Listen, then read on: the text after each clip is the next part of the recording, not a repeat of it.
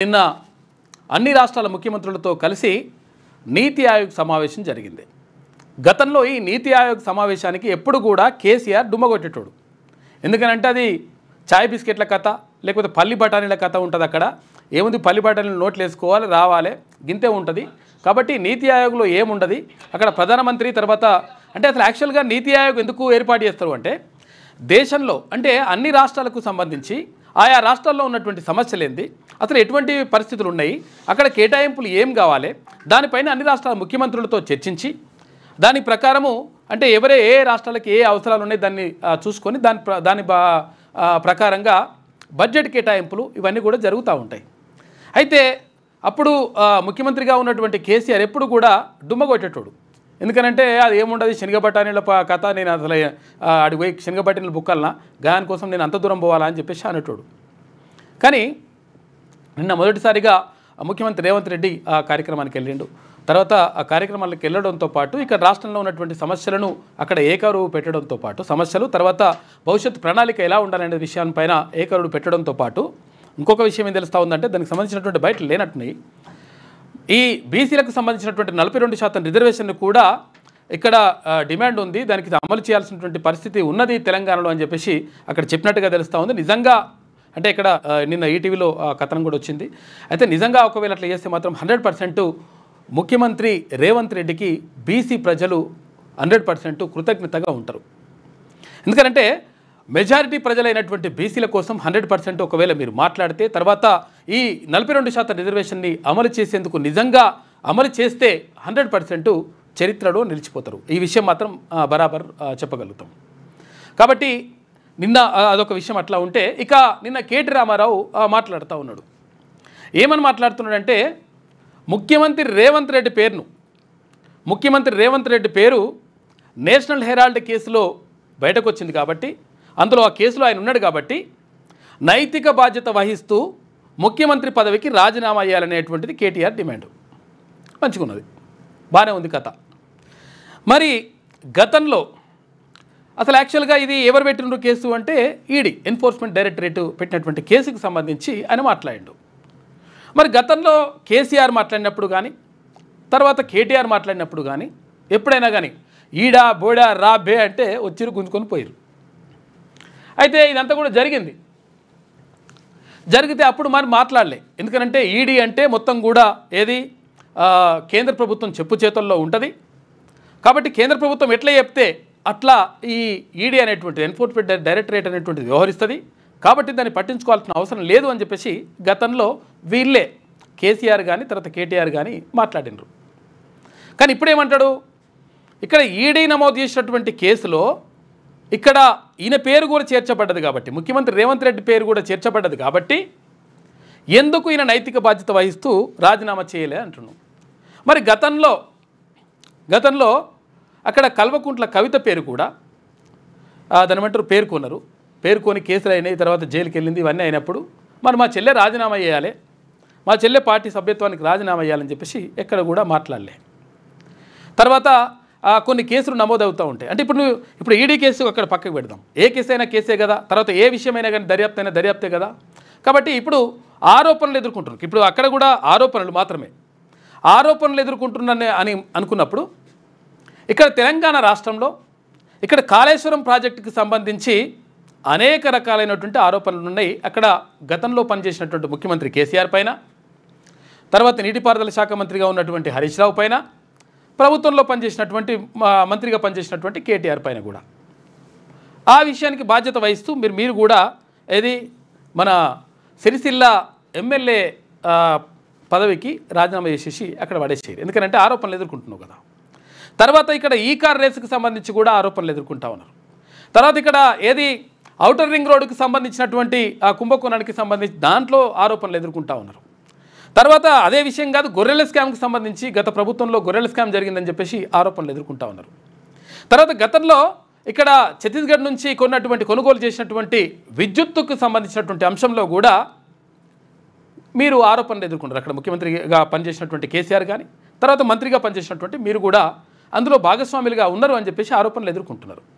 మరి మీరెందుకు బాధ్యత వహిస్తూ ఆ ఆరోపణలు ఎదుర్కొంటున్నటువంటి నేపథ్యంలో అవి నిరూపించేదాకా నేను మంచోన్ని లేకపోతే ఇట్లా కడిగిన ముత్యాన్ని అని చెప్పేదాకా మీరు కూడా ఎందుకు రాజీనామా చేయకూడదు?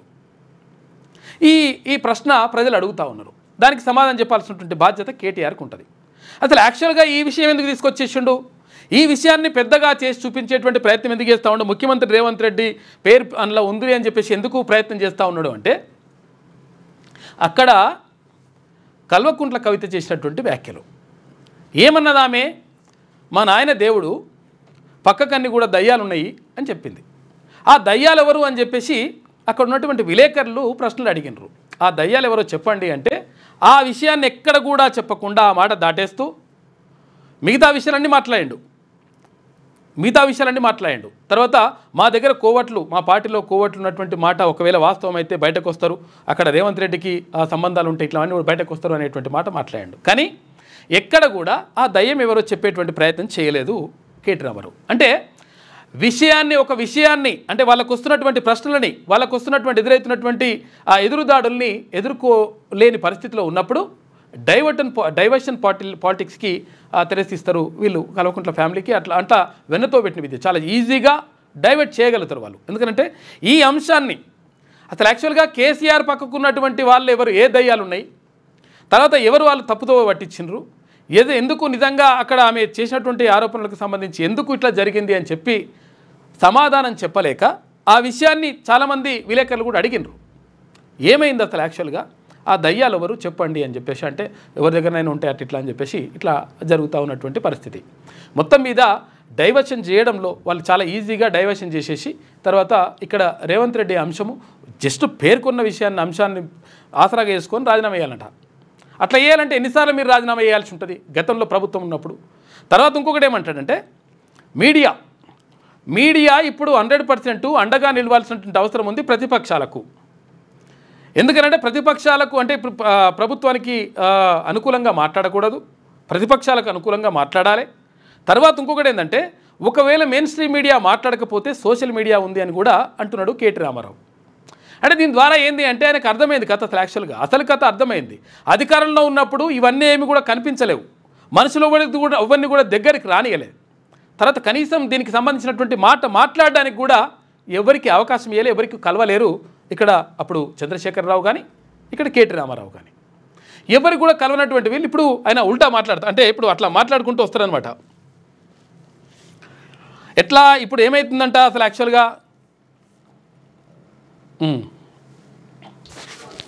ఒకసారి చూద్దాం. రేవంత్ రెడ్డి కోవట్లు ఉంటే ఉండొచ్చు, ఏముంది అందులో. Coverts will expose themselves coverts will expose themselves in due course of time. ఎందుకు ఉండొచ్చు అని అన్నాడు కదా. ఎంత బాగా కవర్ చేసుకుంటూ వస్తున్నారంటే రేవంత్ రెడ్డి గారిని చాలా ఆశ్చర్యంగా ఉంది. ఇట్లా కూడా చేయొచ్చా అని. అంటే ఇంత పెద్ద కేసులో ఇంత పెద్ద మ్యాటర్ వస్తే ఒక ముఖ్యమంత్రి పేరు వస్తే ఇదే కేసీఆర్ గారి పేరుంటే రాకపోదురా?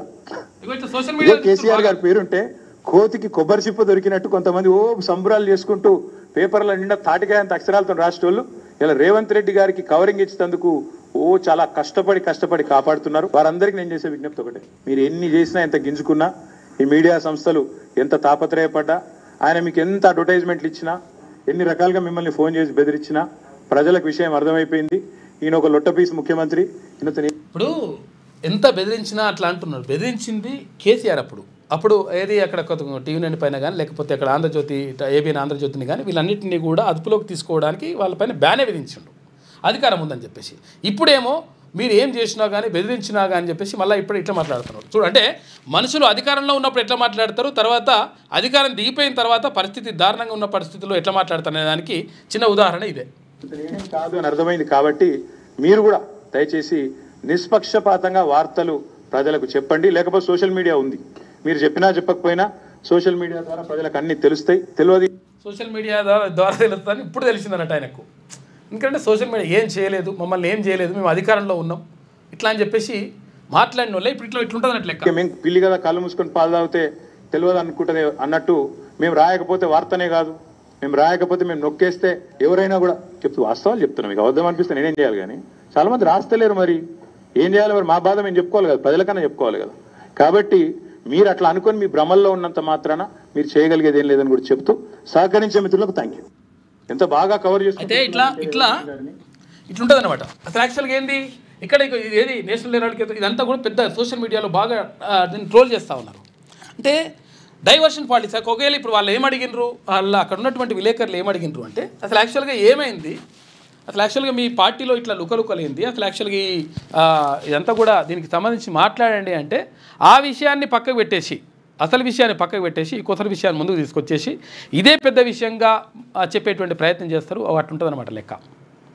తర్వాత ఎట్టి పరిస్థితుల్లో ఇక్కడ బీసీ రిజర్వేషన్కి సంబంధించి 42% రిజర్వేషన్, ఇక్కడ విద్యా ఉద్యోగాల్లో, తర్వాత ఇక్కడ స్థానిక సంస్థలకు సంబంధించి కాంగ్రెస్ పార్టీ ఇచ్చినటువంటి హామీకి సంబంధించి మరి రేవంత్ రెడ్డి నిన్న ముఖ్యమంత్రి అక్కడ ఏది నీతి ఆయోగ్ మీటింగ్లో మాట్లాడినట్టుగా తెలుస్తూ ఉంది. మాట్లాడమే కాదు, దాన్ని అమలు చేస్తే 100% మంచి పేరు వస్తుంది, తర్వాత భవిష్యత్తులో ఒక మంచి చరిత్రలో నిలిచిపోతారు. కాబట్టి ఆ విషయం అట్లా వేస్తే బాగుంటుందని చెప్పేసి అందరూ కూడా ప్రజలందరూ కూడా భావిస్తూ ఉన్నారు. అట్లా వేయాలని చెప్పేసి కోరుకుందాం. ఇంకా మైనారిటీస్లోకి వెళ్దాం. అదేవిధంగా ఇవాళ తీన్మార్ మల్లన్న వివాహ దినోత్సవం. ఇవాళ ఇది వాళ్ళ వెడ్డింగ్ యానివర్సరీ ఉంది ఇవాళ తీన్మార్ మల్లన్నది. కాబట్టి తీన్మార్ మల్లన్న దంపతులకి వివాహ దినోత్సవ శుభాకాంక్షలు.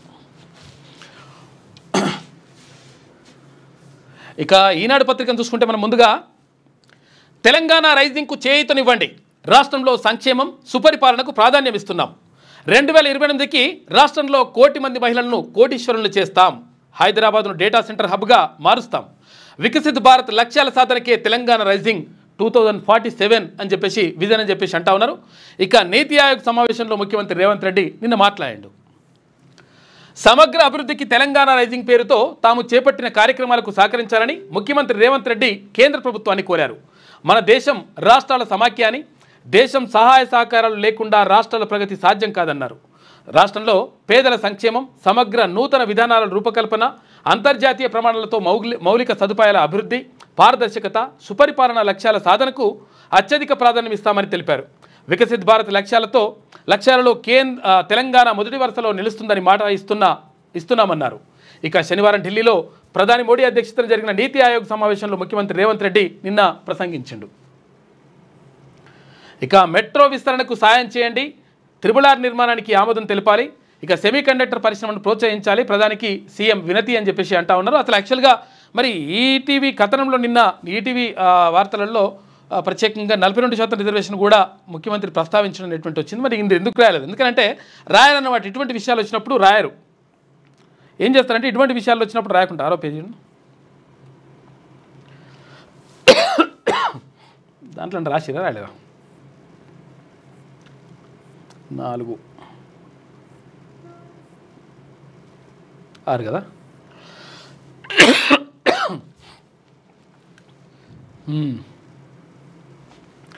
ఇక టీమిండియా తరహాలో ఒకే జట్లో పనిచేయాలని చెప్పేసి ప్రధాని అన్నాడు.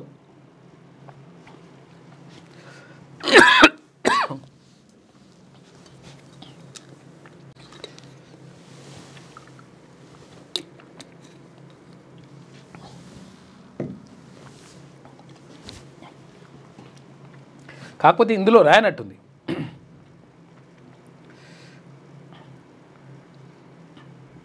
తీన్మార్ మల్లన్న తర్వాత మనం కూడా అడిగినాము ఎట్టి పరిస్థితుల్లో దీన్ని డిస్కస్ చేయాలని చెప్పేసి.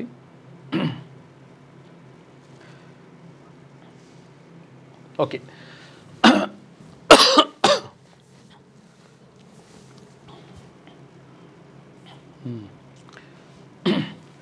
దీనికి సంబంధించి ముఖ్యమంత్రి ఏమన్నారంటే నేషన్ ఫస్ట్, పీపుల్ ఫస్ట్ అనే నినాదంతో మేము ముందుకెళ్తున్నాం.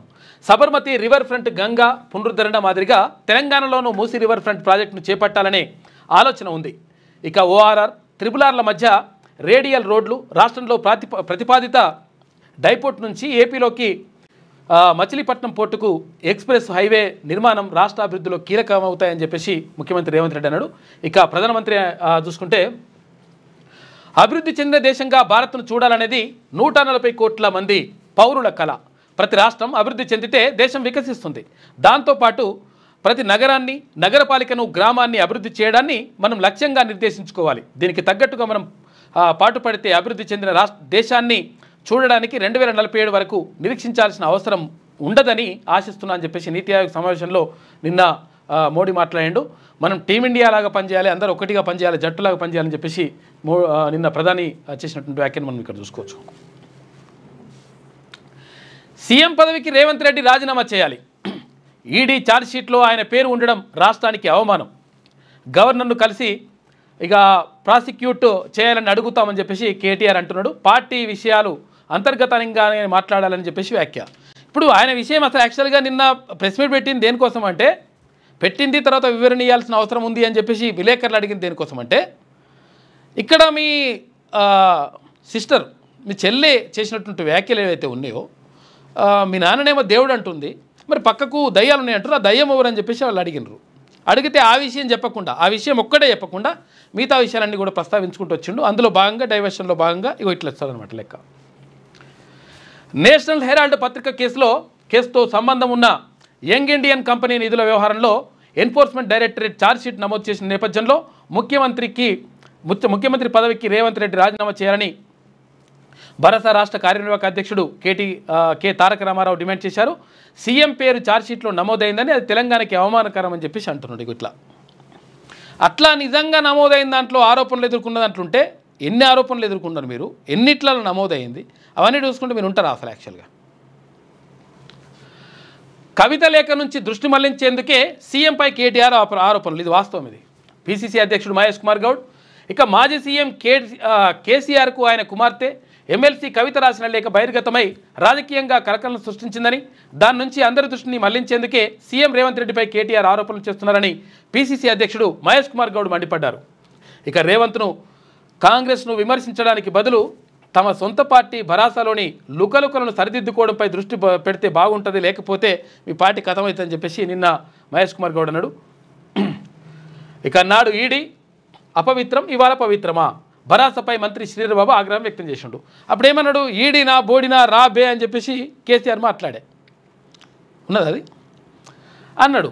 అప్పుడు అన్నాడు, తర్వాత ఏమైంది, వచ్చింది పట్టుకొని పోయిన తర్వాత ఈడీ అంటే మొత్తం కూడా కేంద్ర ప్రభుత్వం జేవుల్లో సంస్థ, అది మొత్తం కూడా ఇష్టం వచ్చినట్టుగా వ్యవహరిస్తుంది, కేంద్ర ప్రభుత్వానికి ఒత్తాసు పలుకుతుంది, అది అంటే అంటది, ఊ అంటే ఊ అంటదని చెప్పేసి మళ్ళీ అట్లా మాట్లాడినరు.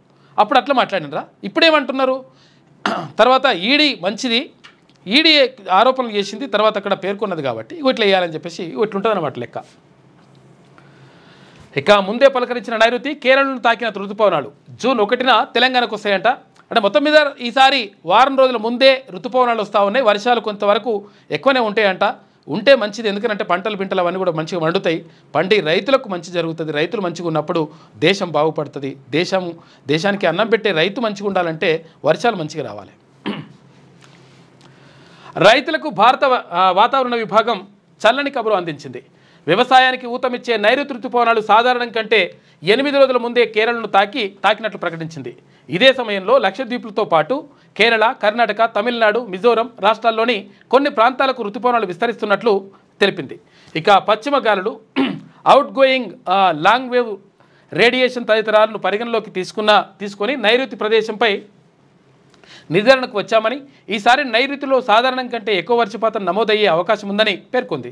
అయితే ఈ ప్రభావంతో కేరళలోని పలు ప్రాంతాల్లో 2 రోజులుగా వర్షాలు కురుస్తున్నాయి. ఆల్రెడీ మన దగ్గర కూడా కొంతవరకు వర్షాలు పడతా ఉన్నాయి. అయితే ఈసారి తొందరనే వస్తుంట. అసలు యాక్చువల్గా పోయిన సంవత్సరం జూన్లో అసలు యాక్చువల్గా జూన్లో వర్షాలు రావాలి, అసలు మామూలుగా అయితే వర్షాలు వస్తాయి. కానీ పోయిన సంవత్సరం జూన్లో కూడా వర్షాలు రాలేదు. తర్వాత జూలైకి వచ్చిన తర్వాత కొంతవరకు అట్లా వచ్చినాయి. అట్లా కొంతవరకు ఇబ్బందికర పరిస్థితులు ఉండే. కాకపోతే ఏంటంటే ఈసారి అయితే వర్షాలు వస్తాయని అంటున్నారు. మరి చిత్తుబొత్తు కథన నిజంగా అంటే చూడాలి. మ్యాక్సిమం వచ్చే అవకాశం అవుతుందంట. మీరు చదువుతున్నారా? చిన్నారి నేస్తాలు, నేను మీ చింటూ.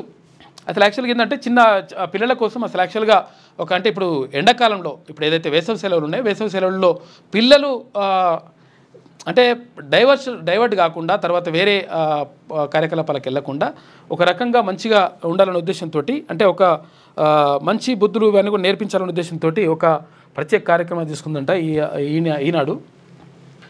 వేసవి సెలవులు అంటేనే ఫ్రెండ్స్తో ఆటలు, అక్క అన్నయ్యతో సరదాలు, అమ్మా నాన్నతో విహారాలు, తాతయ్య అమ్మమ్మల ఊర్లకు ప్రయాణాలు. ఈ ఆనందాన్ని రెట్టింపు చేసేందుకు ఈనాడు ప్రత్యేకంగా అందిస్తోంది సెలవుల్లో సరదాగా ప్రతిరోజు కొత్త సంగతులతో పాటు వినోదాలు, విశేషాలు మనకు పంచుతుంది. పాత ఆటలు, మంచి మాటలు, చక్కటి అలవాట్లు, స్పెల్లింగ్ ప్రాక్టీసు, తర్వాత మార్కెట్ పాఠాలు, నేచర్లో షికారు, ఇలా చాలా కబుర్లు మనకు చెబుతోంది. అందులో చెప్పిన కొన్ని పనులు చేసేసి మన ఫ్రెండ్స్ కొందరు అమ్మా నాన్నతో శబాష్ అనిపించుకుంటున్నారు. ఇంకా బోలెడన్ని ప్రాజెక్టులు రిపోర్ట్లు ఇక ఫజిల్లు ఉన్నాయి తెలుసా. అందుకని వాటన్నింటినీ చేసి రేపు స్కూల్స్ మొదలయ్యాక మన టీచర్స్కు ఫ్రెండ్స్కు చూపించాలనుకోండి, వాళ్ళు ఎంత మెచ్చుకుంటారో. మరి మీరు కూడా వాటిని చూస్తున్నారు కదా అని చెప్పేసి పిల్లల కోసం ప్రత్యేకంగా అది సెలవుల్లో సరదాగా అని చెప్పేసి కాలంను రెగ్యులర్గా ఇస్తారంట. దానికి సంబంధించి పిల్లలు ఇది చదువుకోవడం కానీ లేకపోతే తల్లిదండ్రులు చదువుకొని పిల్లలకు చెప్పడం కానీ చేస్తే బాగుంటుందని చెప్పేసి వాళ్ళు అంటున్నారు. ఇక కొత్త సారథి శుభ్మన్ ఇంగ్లాండ్తో టెస్ట్ సిరీస్ నుంచి బాధ్యతలు. ఇక వైస్ కెప్టెన్గా రిషబ్ పంత్ అని చెప్పేసి ఒక వార్త కనిపిస్తూ ఉంది. శుభ్మన్ గిల్కి ఇస్తున్నారంట. ఇది ఈనాడులో ఉన్నటువంటి ప్రధాన కథనాలు. ఒక్కసారి మనము వెలుగు దినపత్రిక చూద్దాం. ఇక కేరళలోకి నైరుతి ఎంట్రీ, వారం ముందుగానే వచ్చిన ఋతుపవనాలు మరో 2-3 రోజుల్లో తెలంగాణలోకి ఎంటర్ అవుతున్నాయంట. నైరుతి ఋతుపవనాలు కేరళలోకి ప్రవేశించాయి. శనివారం కేరళ, తమిళనాడు రాష్ట్రాల్లోకి పూర్తిగా ప్రవేశించగా కర్ణాటకలోని కొన్ని ప్రాంతాలకు ఋతుపవనాలు విస్తరించాయి. ఇక నైరుతి ఋతుపవనాలు జూన్ 1న కేరళలోకి ప్రవేశించాల్సి ఉన్నా ఈ ఏడాది వాతావరణం అనుకూలంగా ఉండడంతో వారం ముందుగానే వానలు వస్తున్నాయంట. వారం ముందుగానే వస్తున్నాయంట. కాబట్టి కొంతవరకు మంచి మాట ఇది. ఇక బీఆర్ఎస్లో రేవంత్ కోవట్లు అంట. టైం వచ్చినప్పుడు వాళ్ళే బయటపడతారు. కేటీఆర్ రాష్ట్రానికి పట్టిన దయ్యం రేవంత్ శని కాంగ్రెస్ అంట. వాటిని వదిలించడమే మా పని అని చెప్పేసి ఫస్ట్ అసలు యాక్చువల్గా కల్వకుంట్ల కవిత, ఎమ్మెల్సీ కల్వకుంట్ల కవిత గారు చేసినటువంటి వ్యాఖ్యల పైన వివరణ ఇవ్వు.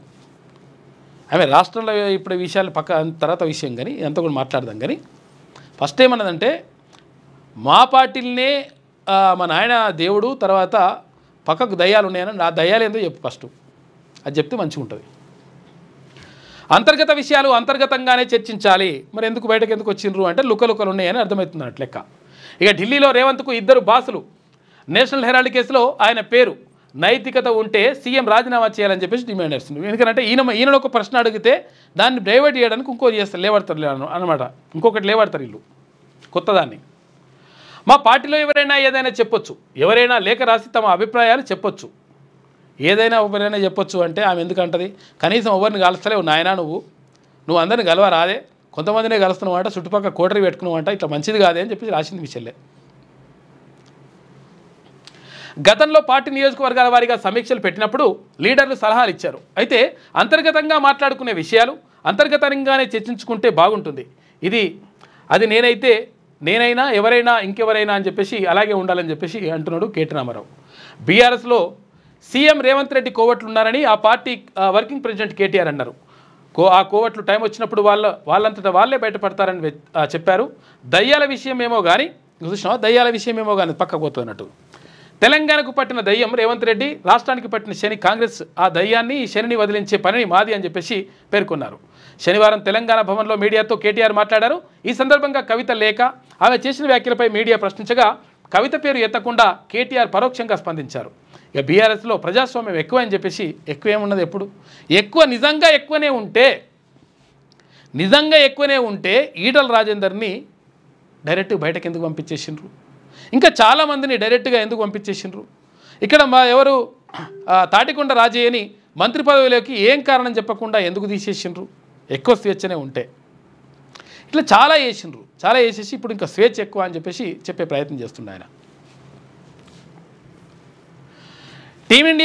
టీమిండియాలో పనిచేద్దాం. నీతి ఆయోగ్ సమావేశంలో సీఎంలకు ప్రధాని మోడీ పిలుపునిచ్చిండు. 2047 నాటికి వికసిత్ భారత్ సాకారం అవుతుంది. ప్రపంచ స్థాయి టూరిస్ట్ సెంటర్ను ప్రతి రాష్ట్రం డెవలప్ చేసుకోవాలి. ఇక మహిళలకు ఎక్కువ ఉద్యోగాలు ఇవ్వడం ద్వారానే సామాజిక అభివృద్ధి సాధ్యమవుతుందని వెల్లడి. హాజరు కాని కేరళ, బెంగాల్, పుదుచ్చేరి సీఎంలు. ఇక లెటర్ రాసి పంపిన కర్ణాటక సీఎం సిద్ధరామయ్య. కేంద్రం, రాష్ట్రాలు టీమిండియాలాగా కలిసి పనిచేయాలని ప్రధానమంత్రి నరేంద్ర మోడీ పిలుపునిచ్చారు. అలా చేస్తే ఇండియాకు అసాధ్యమనేది ఉండదని, 2047 నాటికి వికసిత్ భారత్ సాకారం అవుతుందని చెప్పారు. అయితే శనివారం ఢిల్లీలో అన్ని రాష్ట్రాల ముఖ్యమంత్రులతో జరిగిన నీతి ఆయోగ్ 10వ సమావేశంలో మోడీ మాట్లాడారు. పర్యాటకం, మహిళా సాధికారత, సుస్థిర అభివృద్ధిపై దృష్టి పెట్టాలని ముఖ్యమంత్రులకు ఆయన సూచించారు. గ్లోబల్ ఇన్వెస్టర్లు ప్రస్తుతం ఇండియాపై వైపు మెగ్గు చూపుతున్నారని, పెట్టుబడులు పెట్టేందుకు ఆసక్తి చూపిస్తున్నారని చెప్పారు. ఈ అవకాశాలన్నీ రాష్ట్ర ప్రభుత్వాలు అందిపుచ్చుకోవాలన్నారు. పెట్టుబడిదారులకు అనుకూల వాతావరణాన్ని ఏర్పాటు చేయాలని తెలిపారు. అయితే విదేశీ పెట్టుబడులకు అవరోధాలను తొలగించమన్నారు. అయితే ప్రతి రాష్ట్రం ఒక ప్రపంచ స్థాయి పర్యాటక కేంద్రాన్ని అభివృద్ధి చేయాలని చెప్పేసి ఆయన సూచించిండు. నిన్న ప్రధానమంత్రి మాట్లాడిన నీతి ఆయోగ్ సమావేశంలో అన్ని రాష్ట్రాల ముఖ్యమంత్రులు కూడా నిన్న పాల్గొన్నారు. ఈ 3 రాష్ట్రాల ముఖ్యమంత్రులు పాల్గొనలే, అంటే 3 రాష్ట్రాల ముఖ్యమంత్రులు పాల్గొనలేనట్టున్నారు. కేరళ, పశ్చిమ బెంగాల్, తర్వాత ఇక్కడ కర్ణాటక ముఖ్యమంత్రి పాల్గొనలే, పుదుచ్చేరి సీఎం కూడా. ఆదివారం ఢిల్లీలో జరిగిన నీతి ఆయోగ్ మీటింగ్లో పాల్గొన్నటువంటి ప్రధాని మోడీ, కేంద్ర మంత్రులు, రాష్ట్రాల ముఖ్యమంత్రులు వీరందరూ కూడా ఉన్నారు. ఇక్కడ చంద్రబాబు, తర్వాత ఇక్కడ రేవంత్ రెడ్డి, మిగతా ఇక్కడ స్టాలిన్ అందరూ కూడా ఉన్నట్టున్నారు. ఇక మెట్రో ఫేజ్ 2కు అనుమతి ఇవ్వండి, ప్రధాని మోడీకి సీఎం రేవంత్ రెడ్డి విజ్ఞప్తి. RRR నార్త్ సౌత్ ఒకేసారి చేపట్టాలి. రీజనల్ రింగ్ రైల్ మంజూరు చేయండి. బందర్ పోర్టు నుంచి హైదరాబాద్ డ్రై పోర్టు వరకు గ్రీన్ఫీల్డ్ హైవే నిర్మించండి. సెమీకండక్టర్, డిఫెన్స్ ప్రాజెక్టులు కేటాయించాలని చెప్పేసి అడుగుతూ ఉన్నారు. ఈ డిఫెన్స్ ప్రాజెక్టులు అంటే గుర్తుకొస్తూ ఉంది. విషయం ఏంటంటే అసలు యాక్చువల్గా ఇక్కడ తెలంగాణ రాష్ట్రానికి సంబంధించి, అంటే అప్పుడు ఉమ్మడి రాష్ట్రం ఉన్నప్పుడు మనకు ఏది సైనిక్ స్కూల్ ఉండే. సైనిక్ స్కూల్ ఎక్కడున్నది అంటే విజయనగరంలో కోరుకొండ సైనిక్ స్కూల్ అని చెప్పేసి విజయనగరంలో ఉంది. అంటే ఇక్కడ సైన్యానికి సన్నద్ధం చేయడం కానీ, లేకపోతే అంటే ఒక పద్ధతి ప్రకారం, ఒక క్రమశిక్షణ ప్రకారం ఒక మంచి విద్యను అందిస్తూ ఉంది సైనిక్ స్కూల్. ఈ సైనిక్ స్కూల్ సెంట్రల్ గవర్నమెంట్ ఆధ్వర్యంలో జరుగుతుంది, నడుస్తుంది. అయితే ఇప్పుడు ఉమ్మడి రాష్ట్రం ఉన్నప్పుడే అసలు యాక్చువల్గా ఏపీలో ఒక సైనిక్ స్కూల్ ఉండే, అది కోరుకొండ సైనిక్ స్కూల్ అక్కడ ఉండే, ఏది విజయనగరంలో ఉండే. ఇప్పుడు తెలంగాణ తర్వాత ఆంధ్రప్రదేశ్ వేరు అయిపోయిన తర్వాత మొన్న ఇప్పుడు సైనిక్ స్కూల్కి సంబంధించి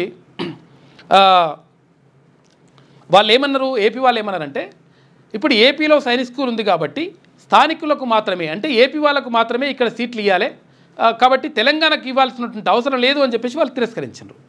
దీంతో 70,000 మందికి పైగా అక్కడ సైనిక్ స్కూల్ కోసం అప్లై చేసిండ్రు. తర్వాత ఎగ్జామ్ రాయడానికి ఇదంతా కూడా ప్లాన్ చేసుకున్నారు తెలంగాణకు సంబంధించినటువంటి విద్యార్థులు. నిజంగా కూడా అక్కడ మంచి ఎడ్యుకేషన్ ఉంటుంది, సైనిక్ స్కూల్ బాగా ప్రతిష్టాత్మకంగా ఉంటుంది. అయితే దీనికి సంబంధించి తెలంగాణ రాష్ట్రం ఏర్పడి 11 సంవత్సరాలు అయిపోయినా కానీ ఇప్పటి వరకు తెలంగాణ రాష్ట్రంలో అక్కడ కేంద్ర ప్రభుత్వం ఏర్పాటు చేయడం కానీ, లేకపోతే రాష్ట్ర ప్రభుత్వం నుంచి విజ్ఞప్తులు పోలేమో తెలియదు ఇప్పటి వరకు. దీంతో తెలంగాణలో సైనిక్ స్కూల్ లేదు ఇప్పుడు. దీంతో ఇక్కడ ఉన్నటువంటి విద్యార్థులు ఎవరైతే ఉన్నారో, దానికోసం ప్రయత్నిస్తున్నటువంటి విద్యార్థులు ఎవరైతే ఉన్నారో వాళ్ళు చాలా ఇబ్బందులు పడుతూ ఉన్నారు. అసలు యాక్చువల్గా ఏం చేయాలో అర్థం కాని పరిస్థితిలో ఒక క్వశ్చన్ మార్కులకు వెళ్ళిపోయినారు. ఈ నేపథ్యంలో అసలు యాక్చువల్గా ఎట్టి పరిస్థితుల్లో తెలంగాణలో కూడా సైన్స్ స్కూల్ ఏర్పాటు చేయాలని చెప్పేసి దానిమంటారు వాళ్ళు ఒక సంస్థ వాళ్ళు వెళ్ళి అక్కడ ఏది కేంద్ర మంత్రి కిషన్ రెడ్డితో పాటు తర్వాత రాష్ట్రంలో ఉన్నటువంటి మంత్రుల్ని వీళ్ళందరినీ కూడా కలుసుకుంటూ వస్తూ ఉన్నారు. పొన్నం ప్రభాకర్ని కలిసిండ్రు, తర్వాత అక్కడ దుద్దిల్ల శ్రీధర్ బాబుని కలిసిండ్రు, ఇట్లా రకరకాలుగా అందరినీ కూడా కలుసుకుంటూ వస్తూ ఉన్నారు. ఏర్పాటు చేయాలని చెప్పేసి క్రాంతికీన్ హై స్కూల్ విద్యార్థులను అభినందించిన కేంద్ర మంత్రి కిషన్ రెడ్డి అని చెప్పేసి ఇక్కడ సైనిక్ స్కూల్ ప్రవేశ పరీక్షల్లో ఉత్తీర్ణత సాధించిన క్రాంతికీన్ విద్యార్థులు అని చెప్పేసి ఇక్కడ ఏమవుతుందంటే యాక్చువల్గా గతంలో తెలంగాణలో సైనిక్ స్కూల్ ఏర్పాటు చేయాలని ఆంధ్రప్రదేశ్లో గల సైనిక్ స్కూల్లో తెలంగాణ విద్యార్థులకు స్థానికతను కల్పించాలని కోరుతూ సైనిక్ స్కూల్ తెలంగాణ విద్యార్థుల తరఫున క్రాంతికీన్ ఫౌండేషన్ వారు కేంద్ర మంత్రి కిషన్ రెడ్డిను హైదరాబాద్ రాజ్భవన్ రోడ్డులో గల దిల్కుష్ హౌస్లో కలిసి వినతి పత్రం అందజేశారు. ఈ సందర్భంగా క్రాంతికీన్ ఫౌండేషన్ వారు మాట్లాడుతూ తాము విద్యార్థుల తరఫున అందించిన వినతి పత్రాన్ని స్వీకరించి సానుకూలంగా స్పందించారని చెప్పేసి అంటున్నారు. నిన్న వాళ్ళు అక్కడికి వెళ్ళి ఈరోజు సెంట్రల్ మినిస్టర్ కిషన్ రెడ్డి గారిని కలవడం జరిగింది. ఇందులో ఏంటంటే తెలంగాణలో all India Sainik school entrance ఎగ్జామ్లో ఈ పిల్లలు అత్యధిక మార్కులు సాధించారు. వీళ్ళని కల్పించడం జరిగింది. వీళ్ళని కల్పిస్తే సార్ చాలా మంచి మార్క్స్ స్కోర్ చేశారు అని మెచ్చుకోవడంతో పాటు పిల్లలు క్రాంతికీన్ అకాడమీ నుంచి నిన్న, ఎందుకంటే పిల్లలు టాప్ ర్యాంక్స్ వచ్చిన పిల్లలతో పాటు ఇక్కడ తెలంగాణలో మనకి సైనిక్ స్కూల్ లేదు, ఇంత టాప్ ర్యాంక్స్ తెచ్చుకున్నా కూడా అనే ఒక ఇష్యూని షేర్ చేసుకోవడానికి పిల్లలు తల్లిదండ్రులతో కిషన్ రెడ్డి సార్ దగ్గరికి రావడం జరిగింది. పిల్లల్ని బ్లెస్ చాలా మంచిగా రాశారు, అలానే మంచిగా ఉండండి, అదే కంటిన్యూ కిషన్ రెడ్డి గారిని కలిసిన తర్వాత నిజంగా ఏంటంటే అసలు యాక్చువల్గా తెలంగాణలో ప్రభుత్వం తరఫున కేంద్ర ప్రభుత్వం తరఫున ఇక్కడ సైన్స్ స్కూల్ ఏర్పాటు చేయాల్సిన అవసరం 100% ఉన్నది. ఇక్కడ తెలంగాణలో ఉన్నటువంటి విద్యార్థులు ఎవరైతే ఉన్నారో వాళ్ళు చాలా ఇబ్బందులు పడుతూ ఉన్నారు. కాబట్టి దానికి సంబంధించి కేంద్ర ప్రభుత్వం స్పందించాలి, రాష్ట్ర ప్రభుత్వం కూడా దీనిపైన చొరవ తీసుకోవాల్సినటువంటి అవసరం ఉన్నది. ఎందుకంటే ఇప్పుడు ఇక్కడ ఉన్నటువంటి సైన్స్ స్కూల్కి సంబంధించినటువంటి విద్యార్థులు ఎవరైతే ఉంటారో అంటే చాలామంది లక్షలాది మంది దీనికి ప్రయత్నం చేస్తూ ఉన్నారు. కాబట్టి అక్కడ విజయనగరంలో ఉన్నటువంటి కోరుకొండ సైన్స్ స్కూల్కి సంబంధించి తెలంగాణ విద్యార్థులకు అడ్మిషన్స్ ఇవ్వట్లేదు వాళ్ళు. అంటే ఇక్కడ స్థానికత మాకే ఉన్నది తర్వాత కాబట్టి ఏపీ వాళ్ళకే ఇస్తామని చెప్పేసి అంటూ ఉన్నారు. కాబట్టి ఈ నేపథ్యంలో 100% దీనిపైన ప్రభుత్వం స్పందించాల్సిన అవసరం ఉన్నది. తర్వాత కేంద్ర రాష్ట్ర ప్రభుత్వాలు కూడా దీనిపైన చొరవ తీసుకోవాలి. ఇక్కడ డిఫెన్స్ సంబంధించి కూడా చెప్తా ఉన్నారు. ఇంకా మరో 800 ఎలక్ట్రిక్ బస్సులు కేటాయించాలని చెప్పేసి కేంద్ర మంత్రి కుమారస్వామికి సీఎం వినతి అంటూ ఒక వార్త కనిపిస్తూ ఉంది. ఇక టెస్ట్ టీమ్ కెప్టెన్గా Gill, star batter Shubman Gill India test team కెప్టెన్గా ఎంపికయ్యాడు. జూన్ 20 నుంచి ఇంగ్లాండ్లో జరిగే 5 టెస్టుల సిరీస్కు 18 మందితో జట్టును సెలక్షన్ కమిటీ ప్రకటించిందంట. పంత్ను వైస్ కెప్టెన్గా నియమించింది. ఇక ఐపీఎల్ ఈపీఎఫ్ఐ వడ్డీ రేటు 8.25%. 2024-25 ఆర్థిక సంవత్సరానికి ఉద్యోగుల భవిష్య నిధిపై 8.25% వడ్డీ ఇవ్వాలన్న ప్రపోజల్ను ప్రభుత్వం ఆమోదించింది. దీంతో రిటైర్మెంట్ ఫండ్ సంస్థ ఈపీఎఫ్ఓ తన 7 కోట్లకు పైగా ఉన్నటువంటి చందాదారుల ఖాతాల్లో వార్షిక వడ్డీని జమ చేసిందంట. నిషేధిత భూములకు ప్రత్యేక పోర్టల్ ఏర్పాటు చేస్తూ ఉన్నారంట. నిషేధిత జాబితాలోని ఆస్తులను సబ్ రిజిస్ట్రార్ కార్యాలయాల్లో రిజిస్ట్రేషన్ చేయకుండా రాష్ట్ర ప్రభుత్వం కొత్త విధానాన్ని తీసుకొచ్చింది. ఇందుకోసం భూభారతి తరహాలో ఒక ప్రత్యేక పోర్టల్ని ఏర్పాటు చేసింది. అందులో నిషేధిత ఆస్తుల వివరాలు పొందుపరుస్తున్నారంట. ఇది ఇప్పుడు ఏమవుతుందంటే యాక్చువల్గా కొన్ని వివాదాలు ఉన్న భూములు కానీ కొన్ని తర్వాత ప్రభుత్వ భూములు ప్రైవేట్ భూములుగా పడ్డాయి కానీ ఇట్లా రకరకాలుగా ఉన్నటువంటి భూముల్ని ఇక్కడ నిషేధిత జాబితాలోకి పెట్టేస్తున్నారు. దాంతో ఏమవుతుందంటే యాక్చువల్గా రకరకాల కొంతమంది నిజంగా నిజాయితీగా ఉన్నటువంటి వాళ్ళు తర్వాత అన్యాయమైన వాళ్ళు బాధపడుతున్నటువంటి పరిస్థితి కనిపిస్తూ ఉంది. అయితే దీనికి ప్రత్యేకమైనటువంటి పోర్టల్ ఏర్పాటు చేస్తున్నారంట. మరి దాని ద్వారా ఎలా పరిష్కరిస్తారు ఏం కథ అనేటువంటి చూడాలి. ఎందుకంటే ఇప్పుడు కొంతమందికి ఇప్పుడు ఏది రిటైర్డ్ ఎవరైతే సైనికులు ఉంటారో అంటే ఇప్పుడు ఎక్స్ ఆర్మీ ఉంటారు అనుకో, ఎక్స్ సర్వీస్ మెన్కి కేటాయించినటువంటి భూములు ఉంటాయి. ఏది వాళ్ళకి 5 ఎకరాల భూమి కేటాయిస్తారు, వాళ్ళు పైసలు డబ్బులు పెట్టి కొనుక్కుంటారు, వాటిని 10 సంవత్సరాల తర్వాత అమ్ముకోవచ్చు అనేటువంటిది ఒక నిబంధన ఉన్నది. అయితే 117 అనేటువంటి జీవో ప్రకారం అంటే ఇక్కడ 10 సంవత్సరాల తర్వాత మాత్రమే అమ్ముకోవాలనేటువంటి ఒక రూల్ ఉన్నది. ఆ తర్వాత అమ్ముకోవడానికి ఇంకొకటి ప్రభుత్వం నుంచి ఎన్ఓసి కూడా తీసుకోవాలనేటువంటి రూల్ ఉంది. ఇటువంటి విషయాలకు సంబంధించి అంటే ఇట్లా కొన్ని విషయాలు వచ్చినప్పుడు కొంతమంది అమ్ముకోవడం కానీ లేకపోతే ఇట్లా రావడం కానీ లేకపోతే ఇప్పుడు లావాణి పట్టాలు కానీ ఇట్లా కొన్ని భూములకు సంబంధించి ప్రభుత్వ భూములా కావా అని చెప్పేసి ఒక క్లారిటీ లేనప్పుడు ఇట్లవన్నీ కూడా నిషేధిత జాబితాలో పెట్టేసిండ్రు.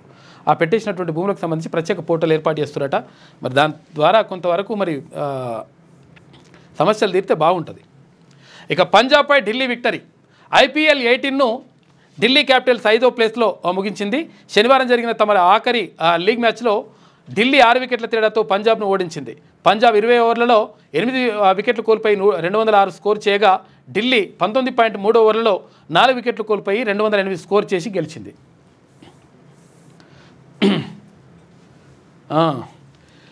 చెల్లి నోట దయ్యాలు, అన్న నోట కోవట్టులు. దయ్యాలెవరు కోట్లెవరు అంటూ బీఆర్ఎస్ వర్గాల్లో చర్చ జరుగుతుందట. కవిత కేటీఆర్ మధ్య దూరం పెరిగిందా అనే అనుమానాలు వ్యక్తమవుతున్నాయి. ఇంటి నుంచే కవిత రాజకీయ సమావేశం చేసింది. ఎందుకంటే పార్టీ ఆఫీస్కి వస్తలేదు ఆమె. కొత్త పార్టీ పెడతారంటూ పొలిటికల్ సర్కిల్లో చర్చ జరుగుతుందంట. ఇక బీఆర్ఎస్ 3 ముక్కలవ్వడం ఖాయం. వాటాల పంపకాల్లో తేడాలతోనే కవిత తిరుగుబాటు అని చెప్పేసి మహేష్ కుమార్ గౌడ్ అంటుండు. ఇక కేసీఆర్ చుట్టూ ఉన్న దయ్యాలు ఎవరో కవితే చెప్పాలని చెప్పేసి పీసీసీ చీఫ్ నిన్న అడిగిండు. ఓఆర్ఆర్ దాకా మహానగరం ఔటర్ లోపల ఉన్న అన్ని మున్సిపాలిటీలు కార్పొరేషన్లు జిహెచ్ఎంసీలోకి తీసుకొస్తారా అని చెప్పేసి ఒక క్వశ్చన్ మార్క్తో ఒక వార్త కనిపిస్తూ ఉంది. 2000 చదరపు కిలోమీటర్లకు విస్తరించే ఛాన్సు. ప్రణాళికలు సిద్ధం చేస్తున్న రాష్ట్ర ప్రభుత్వం ఇప్పటికే 51 గ్రామాలు ఓఆర్ఆర్ లోపలి మున్సిపాలిటీల్లో విలీనం చేసిండ్రు. ఒకటే కార్పొరేషన్గా ఉండడమా లేదంటే 2 కార్పొరేషన్లుగా విభజించడం అనేటువంటిది చూస్తున్నట. దీనికి సంబంధించి ఢిల్లీ, ముంబై కార్పొరేషన్లు స్టడీ చేస్తున్న ఆఫీసర్లు త్వరలో నిర్ణయం తీసుకోనున్న సీఎం రేవంత్ రెడ్డి అని చెప్పేసి ఒక వార్త కనిపిస్తూ ఉంది. ఇక్కడ ఓఆర్ఆర్ పరిధిలో ఉన్నటువంటి వాటినన్నింటినీ కూడా కార్పొరేషన్ చేయాలి, మహానగరం చేయాలని చెప్పేసి అంటున్నారంట. దాని ప్రతిపాదనలు వస్తూ ఉన్నాయి. కొన్ని గ్రామ పంచాయతీలు ఉన్నాయి. అయితే ఇక్కడ ఔటర్ రింగ్ రోడ్ లోపల కూడా గ్రామ పంచాయతీలు ఉన్నాయి, అవన్నీ కూడా నడుస్తూ ఉన్నాయి. మరి ఎట్లా ఇంకా అనే దానిపైన ఇప్పటికైతే 51 గ్రామాలను కలిపేసిండ్రు. ఇంకా మిగతా గ్రామాలను ఏం చేస్తారు, తర్వాత పరిస్థితి ఏం చేద్దామని చెప్పేసి ఒక చర్చ జరుగుతుందంట. ఒక కార్పొరేషన్ ఏర్పాటు చేయాలన్నా లేకపోతే 2 ఏర్పాటు చేయాలన్నా, ఎట్లా చేస్తే బాగుంటుంది అని చెప్పేసి ఇక్కడ ముంబై తర్వాత ఢిల్లీకి వెళ్ళి దాన్ని స్టడీ చేస్తూ ఉన్నారంట. హైదరాబాద్ మహానగరాన్ని ఔటర్ రింగ్ రోడ్డు వరకు విస్తరించేందుకు రాష్ట్ర ప్రభుత్వం ప్రణాళికలు సిద్ధం చేస్తుంది. ఇందులో భాగంగా ఓఆర్ఆర్ లోపల ఉన్న మున్సిపాలిటీలు, కార్పొరేషన్లు గ్రేటర్ హైదరాబాద్ మున్సిపల్ కార్పొరేషన్లో విలీనం చేసేందుకు కసరత్తు ప్రారంభించింది. ప్రస్తుతం జీహెచ్ఎంసీ పరిధిలో దాదాపు 625 చదరపు కిలోమీటర్లు ఉండగా ఇక్కడ మున్సిపాలిటీల విలీనంతో దాదాపు 2000 చదరపు కిలోమీటర్లకు విస్తరించనుంది. అప్పుడు దేశంలోనే విస్తీర్ణంలో అత్యంత పెద్ద సిటీగా గ్రేటర్ హైదరాబాద్ అవతరిస్తుంది. కాగా ఓఆర్ఆర్ వరకు గ్రేటర్ సిటీకి మొత్తంగా ఒకటే కార్పొరేషన్ ఉండటమా లేదంటే నార్త్ సౌత్ లేదంటే ఈస్ట్ వెస్ట్ గ్రేటర్ సిటీలుగా 2 కార్పొరేషన్లు ఏర్పాటు చేయాలనే దానిపైన క్లారిటీ రాలేదంట. మొత్తం మీద దాని మీద డిస్కస్ చేస్తున్నట. మీ ధైర్యానికి సెల్యూట్, దేశభక్తితో యుద్ధ భారం మోస్తున్నారు అని చెప్పేసి రాహుల్ గాంధీ అంటున్నాడు. ఇక పూంచ్లో బాధిత కుటుంబాలకు పరామర్శ, అండగా ఉంటామని హామీ. ఇక దెబ్బతిన్న ఇండ్లు, ప్రార్థనా స్థలాలన్నీ నిన్న పరిశీలించిండు కాంగ్రెస్ పార్టీ అగ్రనాయకులు రాహుల్ గాంధీ. బనకచెర్లను ఆపండి, జీఆర్ఎంపీకి తెలంగాణ లేఖ రాసింది. మొత్తం మీద గోదావరి రివర్ మేనేజ్మెంట్ బోర్డుకి నిన్న తెలంగాణ లేఖ రాసింది, తెలంగాణ ప్రభుత్వం లేఖ రాసిందంట. ఎందుకంటే ఇక్కడ బనకచెర్ల అనేటువంటి ప్రాజెక్టుని కడతా ఉన్నారు, ఎక్కడ ఏది ఏపీలో. దీనికి సంబంధించి కేంద్ర ప్రభుత్వం నుంచి అనుమతులు తీసుకొని తర్వాత రకరకాల ప్లాన్లు చేస్తూ ఉన్నాడు చంద్రబాబు. దీని ద్వారా ఏమవుతుంది అంటే ఇక ఎట్లా కడతావు, మీరు ఎందుకు కట్టుకుంటున్నారు బనకచెర్ల, మరి అవసరం ఏమొచ్చింది, ఎక్కడి నుంచి నీళ్ళు వస్తాయంటే మిగులు జలాలు ఎవరైతే ఉంటాయో, కృష్ణా తర్వాత గోదావరిలో ఉన్నటువంటి మిగులు జలాలు ఏవైతే ఉంటాయో ఆ మిగులు జలాలను తీసుకుపోయి మేము బనకచెర్ల వస్తామని అంటున్నారు. మరి మిగులు జలాలే లేకపోతే ఏం చేస్తారు మరి ప్రాజెక్టును అన్నప్పుడు అటువంటి దానికి సమాధానం లేదు. కాబట్టి ఎట్టి పరిస్థితుల్లో కట్టడానికి వీల్లేదు అని చెప్పేసి తెలంగాణ ప్రభుత్వం అంటా ఉంది. మరి ఏం చేస్తారో చూడాలి. ఎట్టి పరిస్థితులు దీనిపైన గట్టిగా మాట్లాడాల్సిన అవసరం ఉన్నది. విధి నిర్వహణలో బోర్డు విఫలమైందంటూ ఈఎన్సీ అనిల్ లేఖ రాసిండ్రు. నిర్మిస్తున్నారని ఫిర్యాదు చేసిన చేష్టలుడికి చూస్తున్నారని ఫైర్. ఇక బొల్లాపల్లి రిజర్వాయర్తో గ్రామాల ముంపుపై సర్వే చేశారు. నీతి ఆయోగ్ మీటింగ్లోనూ చర్చిస్తున్నారు. వెంటనే స్పందించాలని డిమాండ్. పోలవరం డెడ్ స్టోరేజ్ నుంచి నీటిని తీసుకెళ్లే లిఫ్ట్ను ఆపాలని చెప్పేసి పీపీఏ తర్వాత జీఆర్ఎంపీకి మరో లేఖ రాసిందంట. ఈ బనకచెర్ల ఇట్లా కథ నడుస్తుంది. అది ఇక మిస్ వరల్డ్ ఫ్యాషన్ షో చేనేత సోయగం అని చెప్పేసి నిన్న చీరలు కట్టుకున్నాట. మన ఏది పోచంపల్లి చీరలు, గద్వాల చీరలు, తర్వాత ఇవన్నీ కూడానే కదా, ఇవన్నీ చీరలు కట్టుకొని నిన్న ర్యాంప్ వాక్ చేసిండ్రు వీళ్ళు. శనివారం హైదరాబాద్లోని హోటల్ ట్రైడెంట్లో జరిగినటువంటి మిస్ వరల్డ్ ఫ్యాషన్ ఫినాలేలో చేనేత చీరలు ధరించి అందాల భామలు సందడి చేశారు. పోచంపల్లి, గద్వాల, గొల్లభామ చీరలు కట్టుకొని ర్యాంప్పై వాక్ చేశారు. ఇక 100కు పైగా దేశాలు అందగతలు చీర కట్టులో ఆకట్టుకున్నారు. అమెరికా, కరేబియన్ దేశాల భామలు చేనేత వస్త్రాలతో ర్యాంప్ వాక్ చేయడం షోలో హైలైట్గా నిలిచిందని చెప్పేసి మిస్ ఇండియా నందిని గుప్తా ఈమె కూడా పోటీ పడుతూ ఉంది, నడుస్తుందంట.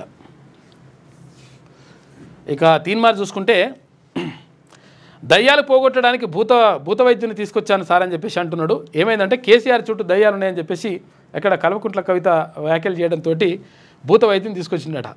ఓం భీం భట్ అంటే కథం అవుతుంది లెక్క. కాకకు కూడా వస్తుండొచ్చు అనుకుంటా. నాకు తెలిసి కేసీఆర్ కూడా ఆయనకు వస్తాయి ఇటువంటి మంత్రాలు వచ్చే అవకాశం అయితే ఉన్నది అని కొంతమంది అంటున్నారు. మరి చూడాలి ఎట్లుంటుందో. లేకపోతే భూత వైద్యం తీసుకొచ్చేసి మొత్తం మీద పూజలు చేసేసి ఓ నల్ల కోడిని కోసి ఇంత పెట్టి ఆ తర్వాత ఇంత శాఖ పెట్టి అంతా కథ మరి ఉంటే బాగానే ఉంటుంది. చూడాలి మరి ఏం చేస్తారో. కాక భూత వైద్యం అయితే తీసుకొచ్చిన అంటారు. మరి ఈ దయ్యాలేమో దయ్యాలు నిజంగా దయ్యాలేనా లేకపోతే చుట్టుపక్కల ఉన్నాయంటే మరి ఏం దయ్యాలో తెలుస్తలేదు. మరి ఆ దయ్యాలకు సంబంధించి ఒకటి కార్టూన్ కనిపిస్తుంది వెలుగు దినపత్రికలో. ఇక ఆంధ్రజ్యోతిలో ఉన్నటువంటి ప్రధాన కథనాలు చూద్దాం. సముచిత ప్రాధాన్యం ఇస్తే సరే, కాదంటే కొత్త పార్టీ అంటే ఒక ప్రత్యేక కథను రాసినట్టుంది ఆంధ్రజ్యోతి దినపత్రిక. తండ్రి కేసీఆర్తో తేల్చుకోవాలనుకుంటున్న ఎమ్మెల్సీ కవిత, ఆయన పిలుపు కోసం ఎదురుచూపు. లేఖ లీకేజీపై ఆగ్రహంగా కేసీఆర్ తనయ. లీకు వీరులెవరో తేలే వరకు పార్టీకి దూరం. పార్టీ పెడితే తెలంగాణ జాగృతి పెడుతుందా అని చెప్పేసి ఒక క్వశ్చన్ మార్క్తో ఒక వార్త కనిపిస్తూ ఉంది. ఇట్లా ఒకవేళ నిజంగా పార్టీ పెట్టుకుంటే మరి హరీష్ రావు ఓ పార్టీ, ఈమె పార్టీ, ఆయన పార్టీ పెట్టుకుంటే 4 పార్టీలు అయితే మరి కథ. రోజంతా ఇంటికే పరిమితం. భర్త తరపు కుటుంబం సన్నిహితులతోటి మంతనాలు చేస్తూ ఉందంట కల్వకుంట్ల కవిత. భారత రాష్ట్ర సమితిలో తగిన ప్రాధాన్యం దక్కకుంటే తన దారి తాను చూసుకోవాలనే యోచనలో కేసీఆర్ తనయ కవిత ఉన్నట్లు సమాచారం. ఈ విషయంపై అధిష్టానం స్పందన కోసం ఆమె ఎదురు చూస్తున్నారు. కేసీఆర్ నుంచి పిలుపు వస్తే అన్ని విషయాలు కూలంకషంగా చర్చించుకుంటున్నారు.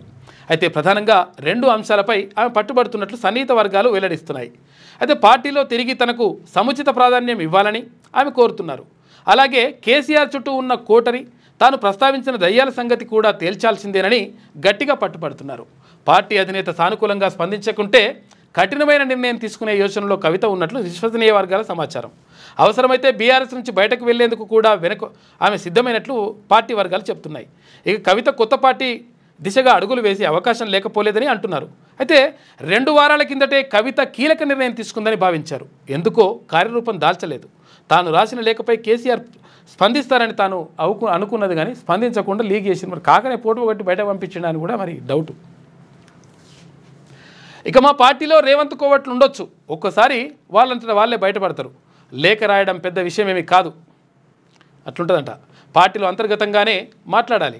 ఎంత పెద్ద పరైనా నేతనైనా ఇదే సూత్రం అని చెప్పేసి కేటీఆర్ అంటున్నాడు.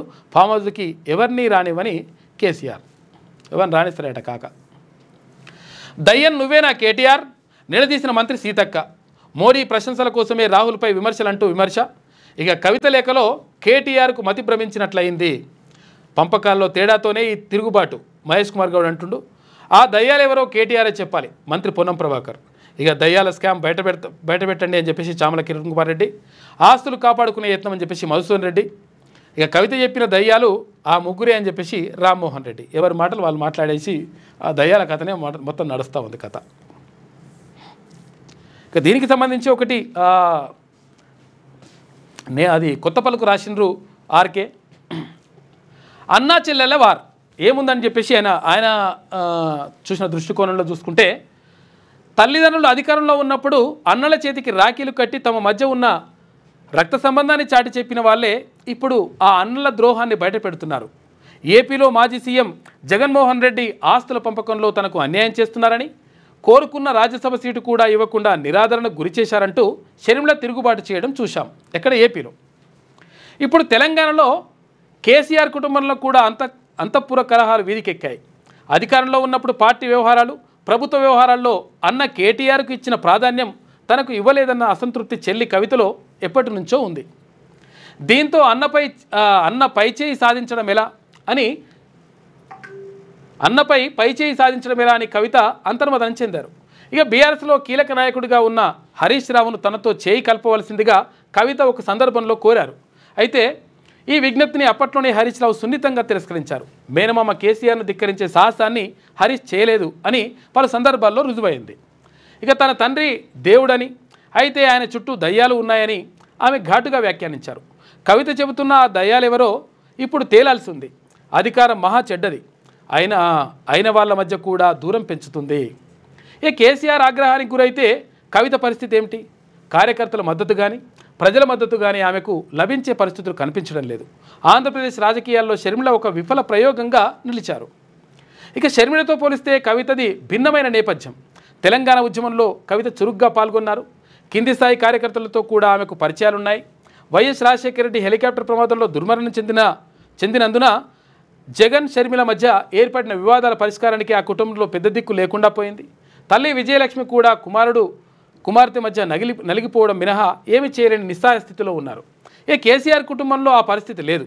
అటు పార్టీని ఇటు కుటుంబాన్ని కంటి సైగతో శాసించగల కేసీఆర్ ఉన్నాడు. ఇక ఆయన గీసిన గీత కవిత దాటుతారా లేదా అన్నదే ఇప్పుడు ప్రశ్న. కేసీఆర్ను ధిక్కరించి రాజకీయంగా నిలదొక్కుకోవడం దాదాపు అసాధ్యమన్న విషయం తెలుసుకోలేనంత అమాయకురాలు కాదు కవిత. అయితే పార్టీలో తన స్థానం ఏమిటో స్పష్టం చేయాలని ఆమె తండ్రి వద్ద మారాన్ చేయవచ్చు. తాజా పరిణామాలతో కేసీఆర్ కుటుంబం కూడా రాజశేఖర రెడ్డి కుటుంబం వలె బజారున పడింది. అర్ధాంతరంగా చనిపోవడం వల్ల తన కుటుంబ కలహాలను చూసి బాధపడే దౌర్భాగ్యం రాజశేఖర రెడ్డికి తప్పింది. ఇక కేసీఆర్ విషయంలో ఆయన కళ్ళ ముందే కుటుంబ కలహాలు వీధిన పడ్డాయని చెప్పేసి ఇక్కడ ఆర్కే కొత్తపల్లికి రాసిండు. మొత్తం మీద అన్నారు చెల్లెళ్ళ వారు అక్కడ ఏపీలో నడిచింది, ఇక్కడ నడుస్తూ ఉంది. నేను గొప్ప అంటే నేను గొప్ప, నాకు ప్రాధాన్యం ఉంటలే అని చెప్పేసి వీళ్ళు అంటున్నట్ట. తర్వాత ఆస్తి పంపకాల విషయంలో ఆడ జరిగింది, తర్వాత ఇక్కడ పార్టీల ప్రాధాన్యత విషయంలో ఈడ జరుగుతూ ఉందని చెప్పేసి ఆర్కే కొత్తపల్లికి రాసిండు. ముందే ఋతురాగం. ఇక కేరళలో తాకిన నైరుతి ఋతుపవనాలు 16 ఏళ్ల తర్వాత 8 రోజులు ముందుగా వచ్చినాయి. ఇప్పటికే కర్ణాటక, తమిళనాడు దాకా విస్తరణ. 2-3 రోజుల్లో ఏపీ, తెలంగాణకు ఈసారి సాధారణం కంటే ఎక్కువ వర్షపాతం నమోదవుతుందంట. వచ్చే 5 రోజులు వర్షాలే ఉంటాయని చెప్పేసి వాతావరణ కేంద్రం చెప్తుంది. ఇక కనీస మర్యాద లేని తెలుగు చిత్ర పరిశ్రమ రిటర్న్ గిఫ్ట్ ఇచ్చినందుకు పవన్ కళ్యాణ్ కృతజ్ఞతలు. ప్రభుత్వంతో వ్యక్తిగత చర్చలు ఉండవు, సినిమా సంఘాల ప్రతినిధులు రావాల్సిందే. థియేటర్ల బంద్పై ఏపీ డిప్యూటీ సీఎం కార్యాలయం చెప్తుందంట. థియేటర్ల బంద్ లేదు, సమస్యల పరిష్కారానికి కమిటీ చేస్తున్నామని చెప్పేసి చెప్తున్నటువంటి మాట. ఇక్కడ సంచలన వ్యాఖ్యలు చేసింది ఆమె. ఇప్పుడు ఎవరు ఇక్కడ బ్రిటన్ నుంచి వచ్చిన ఆమె, ఇంగ్లాండ్ నుంచి వచ్చిన మిస్ వరల్డ్ కంటెస్టెంట్గా వచ్చినటువంటి మిల్లా మ్యాగీ నిన్న సంచలన వ్యాఖ్యలు చేసింది. అంటే అసలు యాక్చువల్గా విషయం ఏంటంటే ఇక్కడ ఉన్నప్పుడేం మాట్లాడలేదు. మా వాళ్ళకు ఊరికో బాగలేదు, ఆరోగ్యం బాగలేదు కాబట్టి నేను మా అమ్మకు బాగలేదని చెప్పేసి ఆమె పోయిందంట. పోయిన తర్వాత ఆడికి పోయిన తర్వాత ఒక టీవీ ఛానల్కి ఇంటర్వ్యూ ఇచ్చి, ఆ ఇంటర్వ్యూలో కొన్ని టీవీ ఛానళ్ళకి ఇంటర్వ్యూలు మాట్లాడుతూ ఇక్కడ వేశ్య కంటే అన్యాయంగా చూస్తూ ఉన్నారు, నేను ఏమైనా వేశ్యలమా, ఏంటి పరిస్థితి ఏంటి, నాకు అటువంటి ఫీలింగ్ అయిపోయింది, దారుణంగా ఉన్నది, అక్కడ వాళ్ళతో గలవమంటుందని చెప్పేసి నిన్న సంచలన వ్యాఖ్యలు చేసింది ఆమె. అందాల పోటీలో వేశ్యల నన్ను అలాగే చూసినట్టు అనిపించింది. పురుష స్పాన్సర్లతో కలిసి ఉండాలన్నారు. 24 గంటల పాటు మేకప్లో ఉండాలని, ఇక బాల్ గౌన్లు ధరించాలని ఒత్తిడి చేశారు. మిస్ ఇంగ్లాండ్ మిల్లా మ్యాగీ ఆరోపణలు పోటీ నుంచి తప్పుకున్నట్లు ప్రకటన. ఇక ఆరోపణలు నిరాధారం అని చెప్పేసి, తల్లికి బాగోలేదని చెప్పి వెళ్ళిపోయారు అని చెప్పేసి జూలియా మార్లే అంటున్నారు నిర్వాహకురాలు. ఇక చేనేత వస్త్రాల్లో మరింత అందంగా అందాల భామలు ర్యాంప్ వ్యాక్, ఘనంగా మిస్ వరల్డ్ ఫ్యాషన్స్ ఫినాలే. ఇక ఆసియా ఓషియానా విజేతలుగా నంది అని చెప్పేసి ఒక వార్త కనిపిస్తూ ఉంది. ఇట్లా నిన్న ఇక్కడ మాట్లాడింది, తర్వాత అడిగి పోయిన తర్వాత ఆ వ్యాఖ్యలు చేసేసింది.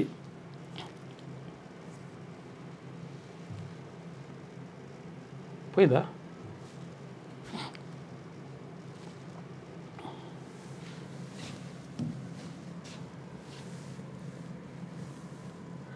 ఓకే రైట్, రావట్లేనట్టుంది. ఇదే వీడియో అట్లా మాట్లాడింది ఆమె. ఓకే, ఇక కలిసి పనిచేద్దాం, పెట్టుబడులకు పెద్దపీట వేయండి, వ్యవసాయం, విద్య, ప్రజారోగ్యం అత్యంత కీలక ప్రాధాన్యాంశాలు, వికసిత భారత్ ప్రతి ఒక్కరి లక్ష్యం కావాలి, అన్ని రాష్ట్రాల అభివృద్ధితోనే ఇది సాధ్యం. నీతి ఆయోగ్ భేటీలో ప్రధాని మోడీ పిలుపునిచ్చిండు. ఇక బీహార్ సీఎం సహా పలువురు గైర్హాజరైనరు. మెట్రో 2కు అనుమతి ఇవ్వండి, త్రిబుల్ ఆర్కు ఆమోదం తెలపండి, బందర్ పోర్టు, హైదరాబాద్ డైపోర్ట్లకు గ్రీన్ఫీల్డ్ హైవేను మంజూరు చేయండి, యూపీ, తమిళనాడు, ఏపీ మాదిరిగా తెలంగాణను ప్రోత్సహించండి. ప్రధాని మోడీకి సీఎం రేవంత్ రెడ్డి విజ్ఞప్తి చేసిండట. నిన్న కలిసిండ్రు, అక్కడ కలిసి మాట్లాడిండ్రు. ఇక వికసిత్ భారత్ బాటలో ఆ లక్ష్యంతోనే తెలంగాణ రైజింగ్ 2047 విజన్ రూపకల్పన, నేషన్ ఫస్ట్ పీపుల్స్ ఫస్ట్ ప్రాధాన్యతతో ముందుకెళ్తున్నాం. ఈ దేశం రాష్ట్రాల సమాఖ్య, తెలంగాణకు సహకరించండి. దేశవ్యాప్త కులగణనకు కేంద్ర నిర్ణయాన్ని స్వాగతిస్తున్నాం. ఎస్సీ వర్గీకరణ జరిపాం, బీసీ రిజర్వేషన్లు 42% పెంచామని చెప్పేసి అంటున్నాడు. పెంచాం కాదు ముఖ్యమంత్రి గారు, 100% ఎలా పెంచాలి, ఏం కథ అనే దానిపైన పెంచామంటే నిజంగా కూడా పెంచండి, వాస్తవం అది మంచిగా ఉంటుంది. నిజంగా కూడా 100% మీకు మంచి పేరు తీసుకొస్తుంది. ఎందుకంటే మెజారిటీ ప్రజలైనటువంటి మీరు చెప్పిన ప్రకారం, లెక్క చెప్పిన ప్రకారమే, ప్రభుత్వ లెక్కల ప్రకారమే 56.33% అన్నారు కదా. మరి అట్లయినా కానీ 56% అంటే 57% అంటే మెజారిటీ పబ్లిక్. కాబట్టి ఈ నిర్ణయం ఏదైతే పెంచామంటున్నారో అది పెంచి చూపించండి. జస్ట్ బిల్లులు పెట్టి ఇట్లా ఓకే చేయడం కాకుండా పెంచి చూపించండి, అది మంచి, నిజంగా కూడా మీకు మంచి పేరు వస్తుంది. 60,000 ప్రభుత్వ ఉద్యోగాలు, 1,00,000 ప్రైవేట్ ఉద్యోగాలు ఇచ్చాం. మాదక ద్రవ్యాల నిర్మూలనలో నెంబర్ 1గా తెలంగాణ. రాష్ట్రాన్ని 3 జోన్లుగా విభజిస్తూ మాస్టర్ ప్లాన్. ఆపరేషన్ సింధూర్పై మోడీకి, సైన్యానికి అభినందనలు. ఇందిరాగాంధీ పాకిస్తాన్ను 2 ముక్కలుగా చీల్చారు. నీతి ఆయోగ్ సమావేశంలో సీఎం రేవంత్ రెడ్డి మాట్లాడాడు. మొత్తం మీద ఎస్సీ వర్గీకరణ జరిపినరు, మంచిగా ఉన్నది. బీసీ రిజర్వేషన్ మాత్రం పెంచాల్సిన అవసరము 100% ఉన్నది. ఇక టీమిండియా టెస్ట్ కొత్తగా కెప్టెన్గా గిల్, ఎంపిక చేసిన బీసీసీ అని చెప్పేసి ఒక వార్త కనిపిస్తూ ఉంది. ఇక నిషేధిత భూములకు ప్రత్యేక పోర్టల్ ఇందాక అనుకున్నాం కదా, ఎక్కడ రిజిస్ట్రేషన్ చేసినా సమాచారం, ఫిర్యాదులు వస్తే అధికారులపై చర్యలు, గ్రామ పరిపాలన పాలనాధికారుల పరీక్షకు పకడ్బందీగా ఏర్పాట్లు మంత్రి పొంగులేటి శ్రీనివాసరెడ్డి నిన్న మాట్లాడిండు. ఇది ఆంధ్రజ్యోతిలో ఉన్నటువంటి ప్రధాన కథనాలు. అయితే ఒకసారి శనార్థి తెలంగాణ చూద్దాం. ఇప్పట్లో 42% రిజర్వేషన్ ఇప్పట్లో కష్టమే, అటకెక్కిన బీసీ రిజర్వేషన్ల పెంపు బిల్లు పట్టించుకొని బీజేపీ కాంగ్రెస్ అని చెప్పేసి ఒక ప్రత్యేక కథనం వేసింది శనార్థి తెలంగాణ దినపత్రిక. అసలు యాక్చువల్గా ఇది అసాధ్యమేం కాదు. ప్రభుత్వం అనుకుంటే, రాష్ట్ర ప్రభుత్వం అనుకుంటే ఇది సాధ్యమే. ఎట్లా సాధ్యమనేది కూడా చెప్తాము. ఎందుకంటే ఒక నిర్దిష్టమైనటువంటి ప్రణాళిక ప్రకారం ముందుకెళ్తే 100% కేంద్ర ప్రభుత్వ సహాయ సహకారాలు లేకుండానే రాష్ట్రంలో ప్రత్యేకంగా ఈ 42% రిజర్వేషన్ బిల్లును 42% రిజర్వేషన్ అమలు చేసుకునేటువంటి అవకాశం ఉన్నది. ఎందుకు దీన్ని పార్లమెంట్లో పెట్టాలి, పార్లమెంట్లో ప్రవేశపెట్టిన తర్వాత దాన్ని 9th షెడ్యూల్లో చేర్చాలి, ఇవన్నీ కాకుండా కూడా చేసుకోవచ్చు అని చెప్పేసి నిపుణులు చెప్తా ఉన్నారు. ఎట్లా అంటే అసలు యాక్చువల్గా నిజంగా ఇప్పుడు విద్యా ఉద్యోగాలకు సంబంధించి రిజర్వేషన్ ఎట్లా అమలు చేసుకోవచ్చు, తర్వాత ఇక్కడ స్థానిక సంస్థల్లో ఎట్లా అమలు చేసుకోవచ్చు అని అనుకున్నప్పుడు మనకు దానికి సంబంధించినటువంటి నిర్దిష్టమైనటువంటి ప్రణాళిక ప్రకారం వెళ్ళాలంటే ఏం చేయాలి, జనాభాని మనం లెక్క పెట్టినాం కదా, కులగణన చేసినాం కదా, ఏ కులాల వాళ్ళు ఎంతున్నారు, తర్వాత కులాల వారీగా వాళ్ళ క్లియర్ కట్గా లెక్క చెప్పాల్సిన అవసరం ఉంటుంది. చెప్తే ఏమవుతుంది మరి అంటే కొన్ని కులాలకు సంబంధించి మనం క్లియర్గా చెప్పొచ్చు. కొన్ని కులాలకు సంబంధించి ఇప్పటి వరకు కనీసం వార్డు మెంబర్ కాని కులాలు కూడా ఒక 30-40 కులాలు ఉన్నాయి.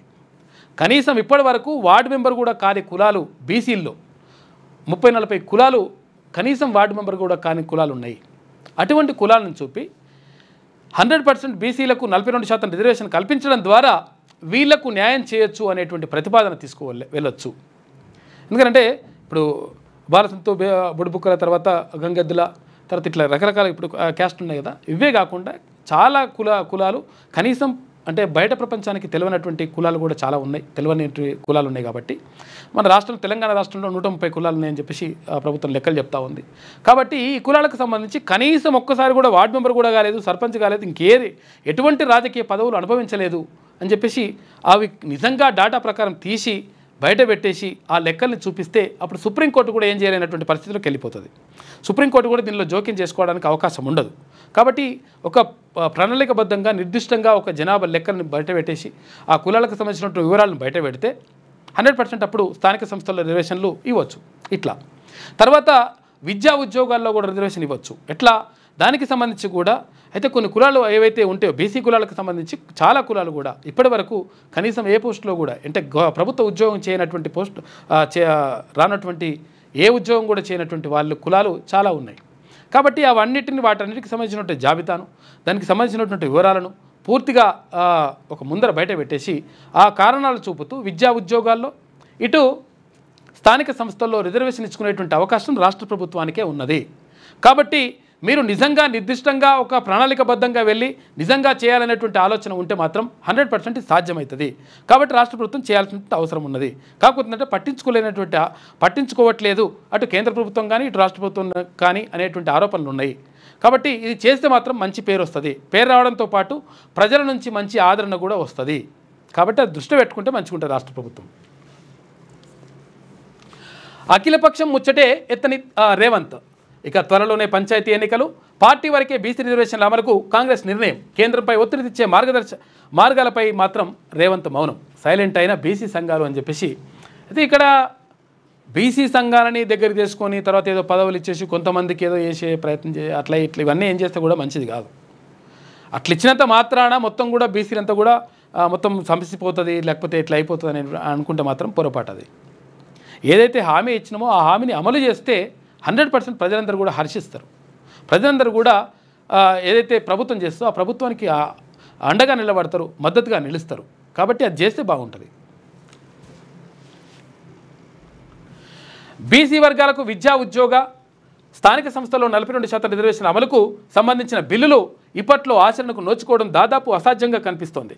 ఈ బిల్లును కేంద్ర ప్రభుత్వం అటకెక్కించినట్లే అనిపిస్తుంది. ముఖ్యమంత్రి రేవంత్ రెడ్డి కూడా ఈ బిల్లును రాజ్యాంగ సవరణ ద్వారా కేంద్ర ప్రభుత్వం 9వ షెడ్యూల్లో చేర్చేలా మోడీ సర్కార్పై ఎలాంటి ఒత్తిళ్లు పెట్టడం లేదు. అంతేకాక అంటే నేను అఖిలపక్షాన్ని తీసుకుపోతా అట్లా అని చెప్పేసి ముఖ్యమంత్రి కూడా అన్నాడు. మరి అఖిలపక్షాన్ని తీసుకుపోయింది లేదు, చేసింది లేదు. తర్వాత గవర్నర్ దగ్గర ఉన్నప్పుడే గవర్నర్ దగ్గర ఉన్నప్పుడే పోయి అక్కడ జంతర్ మంతర్లో ధర్నా చేసిండ్రు. అది కాదు చేయాల్సింది. చిత్తశుద్ధితో పనిచేస్తే మాత్రం 1000% ఇది సాధ్యమవుతుంది. మీరు నిన్న నీతి ఆయోగ్లో ప్రస్తావించారని తెలిసింది కాబట్టి సంతోషం. కాబట్టి ప్రస్తావించడం కాదు, దాన్ని అమలు చేస్తే మంచిగా ఉంటుంది. ఇంకా ముఖ్యమంత్రి రేవంత్ రెడ్డి కూడా ఈ బిల్లులను రాజ్యాంగ సవరణ ద్వారా కేంద్ర ప్రభుత్వం 9వ షెడ్యూల్లో చేర్చేలా మోడీ సర్కార్పై ఎలాంటి ఒత్తిళ్లు పెట్టడం లేదు. అంతేకాక వచ్చే నెల చివరి వారం లేదా జూలై మొదటి వారంలో పంచాయతీ ఎన్నికలు జరగవచ్చనే చర్చ ఉంది. అయితే పంచాయతీ ఎన్నికల్లో కాంగ్రెస్ పార్టీ తరఫున బీసీలకు 42% టికెట్లు ఇవ్వాలని ఆ పార్టీ సూత్రప్రాయంగా నిర్ణయించినట్టు తెలుస్తుంది.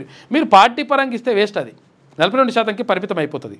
కాబట్టి 42% రిజర్వేషన్, తర్వాత ఓపెన్లో కూడా వస్తారు బీసీలు. అప్పుడు వచ్చినప్పుడు 60%, 70% దాకా కూడా వెళ్తారు. అటువంటి అవకాశాలు రావాలని కోరుకుంటారు బీసీలు. అయితే వాస్తవానికి గత శాసనసభ ఎన్నికల సందర్భంగా కాంగ్రెస్ పార్టీ బీసీ వర్గాలకు స్పష్టమైన హామీ ఇచ్చింది. కామారెడ్డి డిక్లరేషన్ పేరుతో బీసీలకు 42% రిజర్వేషన్లను అమలు చేస్తామని చెప్పుకొచ్చింది. అందులో భాగంగానే రాష్ట్ర శాసనసభలో విద్యా, ఉద్యోగ, స్థానిక సంస్థలకు సంబంధించిన 3 కీలకమైన బీసీ బిల్లులకు రేవంత్ ప్రభుత్వం ఆమోదం తెలిపింది. అయితే బీసీ బిల్లులను ఆమోదించినప్పటికీ వాటిని పార్లమెంటు ద్వారా చట్టసవరణ చేసి 9వ షెడ్యూల్లో చేర్చాల్సి ఉంటుందన్న విషయం తెలిసిందే. ఈ నేపథ్యంలోనే ముఖ్యమంత్రి రేవంత్ రెడ్డి బీసీ బిల్లులు రాష్ట్ర శాసనసభలో ఆమోదం పొందిన తర్వాత దాన్ని పంపించిన తర్వాత మరి ఏమైందో సపరేట్గా దాన్ని పట్టించుకోవట్లేరు. పట్టించుకోకపోతే దెబ్బ పడుతుంది లెక్క. ఎట్టి పరిస్థితుల్లో బీసీలు ఊరుకునేటువంటి పరిస్థితి ఉండదు. ఎందుకంటే చైతన్యమైనరు, గ్రామాలు మొత్తం కూడా తీర్మానం చేయడానికి రెడీగా ఉన్నాయి. ఇట్లున్నటువంటి నేపథ్యంలో ప్రభుత్వానికి దెబ్బ పడుతుంది. కాబట్టి దీనిపైన 100% నిర్ణయం తీసుకొని అమలు చేస్తే 100% మంచి జరుగుతుంది, 1000% మంచి జరుగుతుంది. ఎవరి బిడ్డలు, ఎవరో ఈ పిల్లలు నింగిలో నిలవంకలని చెప్పేసి ఉంటుందిగా, వారి ఆశయాలు, కలలు, శరీరాలు నెత్తుటి ముద్దలై మూటలలో బట్వాడా అవుతున్నాయి. అవి చూసి తెలంగాణ పల్లెలు గత గాయాలను తడుముకుంటూ మూగవేదనతో మౌన విరేక్షకులై చింతిస్తున్నాయి. నవమాసాలు మోసి కని లాలించి ప్రేమతో పెంచి పెద్ద చేసిన తల్లుల శోకం, తోబుట్టువుల ఏడుపులు ప్రజల మనసును మెలిపెడుతున్నాయి. ఎక్కడో శ్రీకాకుళంలో కళింగ బిడ్డగా పుట్టిన కేశవరావు వెనుకబాటుతనాన్ని జయించి 1970లో RECలో ఇంజనీరింగ్ పూర్తి చేయడం మామూలు విషయం కాదు. తన తోటి వారిలాగే ఆలోచిస్తే ఇప్పుడు 5 అంకెల పెన్షన్తో హాయిగా మనమరాలతో మునుమనమలతో ఆడుతూ పాడుతూ గడిపేవారు. ఏ వృత్తిలో ఉండే ఉద్యోగికైనా నెలవారీ జీతం ఉంటుంది. టీఏలు, డిఏలు, బోనస్లు, రిటైర్ అయిన తర్వాత పెన్షన్లు ఉంటాయి. రూపాయి జీతం లేని వృత్తిని ఎంచుకొని జీవితాంతం కష్టాలను అనుభవించడం అంత తేలికేం కాదు. పైగా అడుగడుగునా మృత్యువు పొంచి ఉంటుంది. అక్కడ రుచి దేవుడురుగు. కడుపు నిండా అన్నం దొరకడమే కష్టం, ఆకలితో స్నేహం వారికి అలవాటుగా మారిపోతుంది అని చెప్పేసి ఎవరో ఈ బిడ్డలు అని చెప్పేసి ప్రత్యేకంగా అక్కడ మావోయిస్టులుగా వెళ్ళిపోయినటువంటి వాళ్ళ బాధలు ఎట్లా ఉంటాయి, అసలు వాళ్ళ పరిస్థితి ఏంది, నిజంగా సమాజం కోసం వాళ్ళు చేసినటువంటి పోరాటాలు ఏంది, నిజంగా అప్పుడు పోరాటం చేసినారు 100% దాని ద్వారా మార్పు సాధ్యమైంది. కాకపోతే అంటే ఇప్పుడు మారుతున్నటువంటి పరిస్థితులకు అనుగుణంగా మారాల్సినటువంటి బాధ్యత, అవసరం ఇప్పుడు మావోయిస్టులకు కూడా ఉన్నది. కాబట్టి మేము తుపాకీ కొట్టడం ద్వారానే మేము తుపాకులు కొడతాం ఇట్లా అంటే ఇప్పుడు పరిస్థితులు లేవు, అది కాదు. కాబట్టి ప్రజాస్వామ్యయుతంగా పోరాటం చేయడానికి, ప్రజాస్వామ్యంలో భాగస్వాములై ఓటు ద్వారా ఇట్లా వెళ్తే మాత్రం 100% మీరు అనుకుంటున్నటువంటి ప్రజలకు ఎవరికైతే ఉంటారో ఆ ప్రజలకు న్యాయం జరుగుతుంది. అట్లా కాకుండా మేము బుల్లెట్లు పడతాం, బిల్లెట్లు చేస్తాం అంటే ఇప్పుడు టెక్నాలజీ పెరిగింది. ఎక్కడికక్కడ ఇప్పుడు డ్రోన్లతోటి తర్వాత రకరకాలుగా మొత్తం కూడా అవన్నీ కెమెరాలు పెట్టేస్తూ ఉన్నారు, అడవినంతా కూడా జల్లర పడుతున్నారు. కాబట్టి ఇవన్నీ కూడా మానుకుంటే అంటే అవన్నీ పక్కకు పెట్టేసి ఇక్కడ ప్రజాస్వామ్యయుతంగా ప్రజల్లోకి వచ్చి ప్రజాస్వామ్యయుతంగా పోరాటం చేస్తే 100% ప్రజలకు మంచి జరుగుతుంది. అది మాత్రం ఉంటుందని చెప్పేసి చాలామంది నిపుణులు చెప్తా ఉన్నారు. కాబట్టి దానిపైన దృష్టి పెడితే బాగుంటుందని చెప్పేసి ఆలోచన వాళ్ళది. వాళ్ళు అట్లా రావాలని చెప్పేసి కోరుకుందాం. ఇక పోలవరంపై తెలంగాణ అభ్యంతరం, డెడ్ స్టోరేజీ నీటి ఎత్తిపోతలపై ఆందోళన, గోదావరి బోర్డు PPAకు ENC లేఖ రాసిందట. ఇక కేంద్ర జలసంఘం అనుమతులు లేవు, డెల్టా ప్రయోజనాలకు నష్టమని ఆరోపణ, అడ్డుకోవాలని CWCకి విజ్ఞప్తి అని చెప్పేసి ఒక వార్త. ఇక జిల్లాకు ఫోరెన్సిక్ ల్యాబ్ 2254.43 కోట్ల రూపాయలతో ఏర్పాటు చేస్తాం, కేంద్రం ప్రణాళికలు రూపొందిస్తోంది. చట్టాల అమలుకు సైంటిఫిక్ ఎవిడెన్స్ తప్పనిసరి. నేరాల విచారణ వేగవంతం అవుతుంది. కేంద్ర మంత్రి బండి సంజయ్ అంటున్నారు ఫోరెన్సిక్ ల్యాబ్లు అవసరం ఉన్నాయి. నిజంగా కూడా జిల్లాకు ల్యాబ్ ఉండాలి యాక్చువల్గా అది. ఎందుకంటే చాలా ఇప్పుడు ఆ ఫోరెన్సిక్ రిపోర్ట్ రావాలి. రిపోర్టర్ వచ్చేదాకా మేము ఇక్కడ దీన్ని కేసును ముందుకు తీసుకోవట్లేరు. ఈ ఫోరెన్సిక్ రిపోర్ట్ ఎన్ని రోజులు రావాలంటే కనీసం 3 నెలలు పడుతుంది అంటున్నారు. అట్లెందుకు మరి కేసులు త్వరితగతిన పూర్తి కావాలంటే ముందుకు సాగాలంటే ఈ ఫోరెన్సిక్ రిపోర్ట్ రావాలి. కాబట్టి జిల్లా కోర్టు ఏర్పాటు చేస్తే మంచిగా ఉంటుంది. గుజరాత్లో పాక్ గూఢచారి అరెస్ట్. 40,000 కోసం దేశ భద్రత రహస్యాలను అమ్ముకుని వీని మొత్తం తొక్కి నారదీసి ముక్కలు నరికినా పాపం లేదు ఇటువంటి కొడుకుల్ని. 40,000 రూపాయల కోసం దేశ భద్రతను మొత్తం అమ్ముకుంటే ఎట్టరా? చచ్చిపోయారు కదరా ఒక్కొక్కరు, చంపేశారు కదా. ఇటువంటి జరుగుతూ ఉన్నాయి కదా. రహస్యాల అమ్మకం. నిందితుడు సహదేవ్ సింగ్ను అరెస్ట్ చేసిన గుజరాత్ పోలీసులు. రేవంత్పై బీజేపీకి ఎందుకంత ప్రేమ? నేషనల్ హెరాల్డ్ కేసులో డీకే శివకుమార్కు ఒక న్యాయం, రేవంత్కు మరో న్యాయమా? బీజేపీ పెద్దలు సమాధానం చెప్పాలని చెప్పేసి బీఆర్ఎస్ వర్కింగ్ ప్రెసిడెంట్ కేటీ రామారావు అంటున్నాడు. ఇక రాహుల్ గాంధీకి షాక్. పరువు నష్టం కేసులో రాహుల్ గాంధీకి Jharkhand court non bailable warrant జారీ చేసింది. 26న కోర్టు ఎదుట ప్రత్యక్షంగా హాజరు కావాలని చెప్పేసి ఆదేశాలు జారీ చేసింది. వ్యక్తిగత హాజరు మినహాయింపు తిరస్కరణ. 2018లో అమిత్ షాపై రాహుల్ హత్యారోపణలు చేసినటువంటి విషయానికి సంబంధించి కోర్టు రమ్మన్నదంట. మరి కాంగ్రెస్ అగ్రనేత రాహుల్ గాంధీకి భారీ షాక్ తగిలింది. 2018లో కేంద్ర హోంమంత్రి అమిత్ షాపై చేసిన అభ్యంతరకర వ్యాఖ్యలను గాను పరువు నష్టం కేసులో జార్ఖండ్లోని చైబాసాలోని MP MLA court non bailable warrant జారీ చేసింది. వ్యక్తిగత హాజరు నుంచి మినహాయింపు కోరుతూ రాహుల్ తరపున న్యాయవాది చేసినటువంటి విజ్ఞప్తిని కోర్టు తిరస్కరించింది. 2018లో బెంగాల్లో జరిగినటువంటి విలేకరుల సమావేశంలో కేంద్ర హోంమంత్రి అమిత్ షాపై రాహుల్ గాంధీ అభ్యంతరకర వ్యాఖ్యలు చేశారు. అమిత్ షా ఓ హత్య కేసులో నిందితుడని రాహుల్ ఆరోపించారు. రాహుల్ వ్యాఖ్యలపై బీజేపీ నేతలు తీవ్ర ఆగ్రహం వ్యక్తం చేశారు. ఆయన వ్యాఖ్యలు అవమానించేలా, పరువు నష్టం కలిగించేలా ఉన్నాయని ఆరోపిస్తూ బీజేపీ నాయకులు ప్రతాప్ కటియార్ డిఫమేషన్ కేసు వేశారు.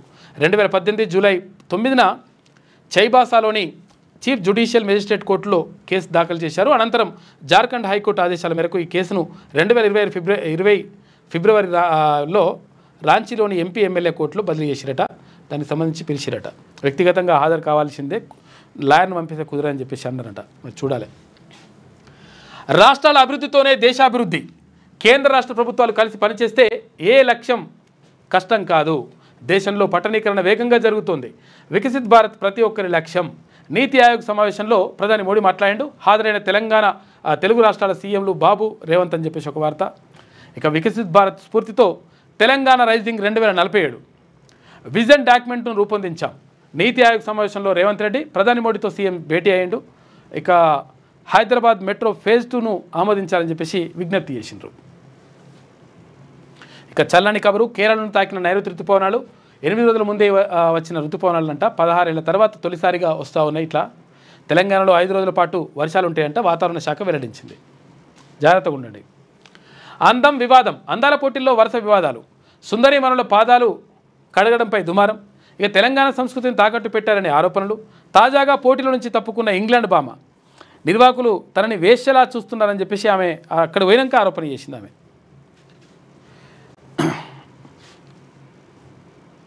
ఇక జార్ఖండ్లో ఎన్కౌంటర్. మావో కీలక నేత పప్పు లోహారా మృతి చెందిందంట. ఎవరి బిడ్డలని చెప్పేసి ఒక ప్రత్యేక కథనం. ఓకే, వీళ్ళకు సంబంధించి దీనికి సంబంధించి ఒక కంటిన్యూషన్ వార్త ఉంది, కథనం ఉంది.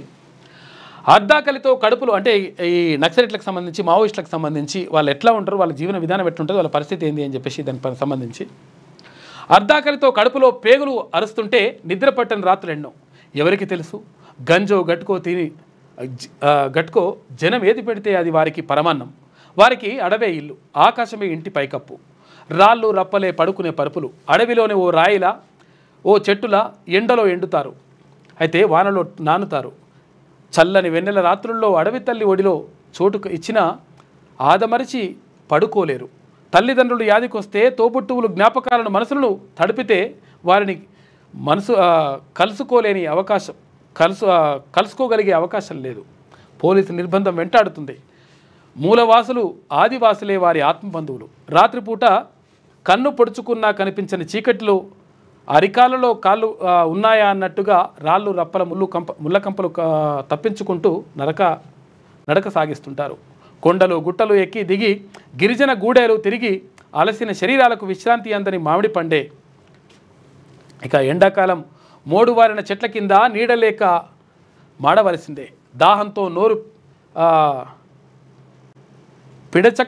పిడచకట్టుకొని కుక్కడి నీళ్ల కోసం నీటి మడుగులు చేరితే మాటుగాసిన పోలీసు బుల్లెట్ల స్వాగతం పలుకుతాయి. మలేరియా విషజ్వరాలు పోషకాహారలేమి శరీరాన్ని గుల్ల చేస్తాయి. బుల్లెట్ గాయాలైనా ప్రమాదకర జబ్బులు వచ్చినా ఆధునిక వైద్యం అందుబాటులో ఉండదు. వాళ్ళే సైనికులు, వాళ్ళే వైద్యులు, వాళ్ళే ఆదివాసీలు ఆకుపసర్లు వనమూలికలే అందుబాటులో ఉన్న వైద్యం. అడవిలో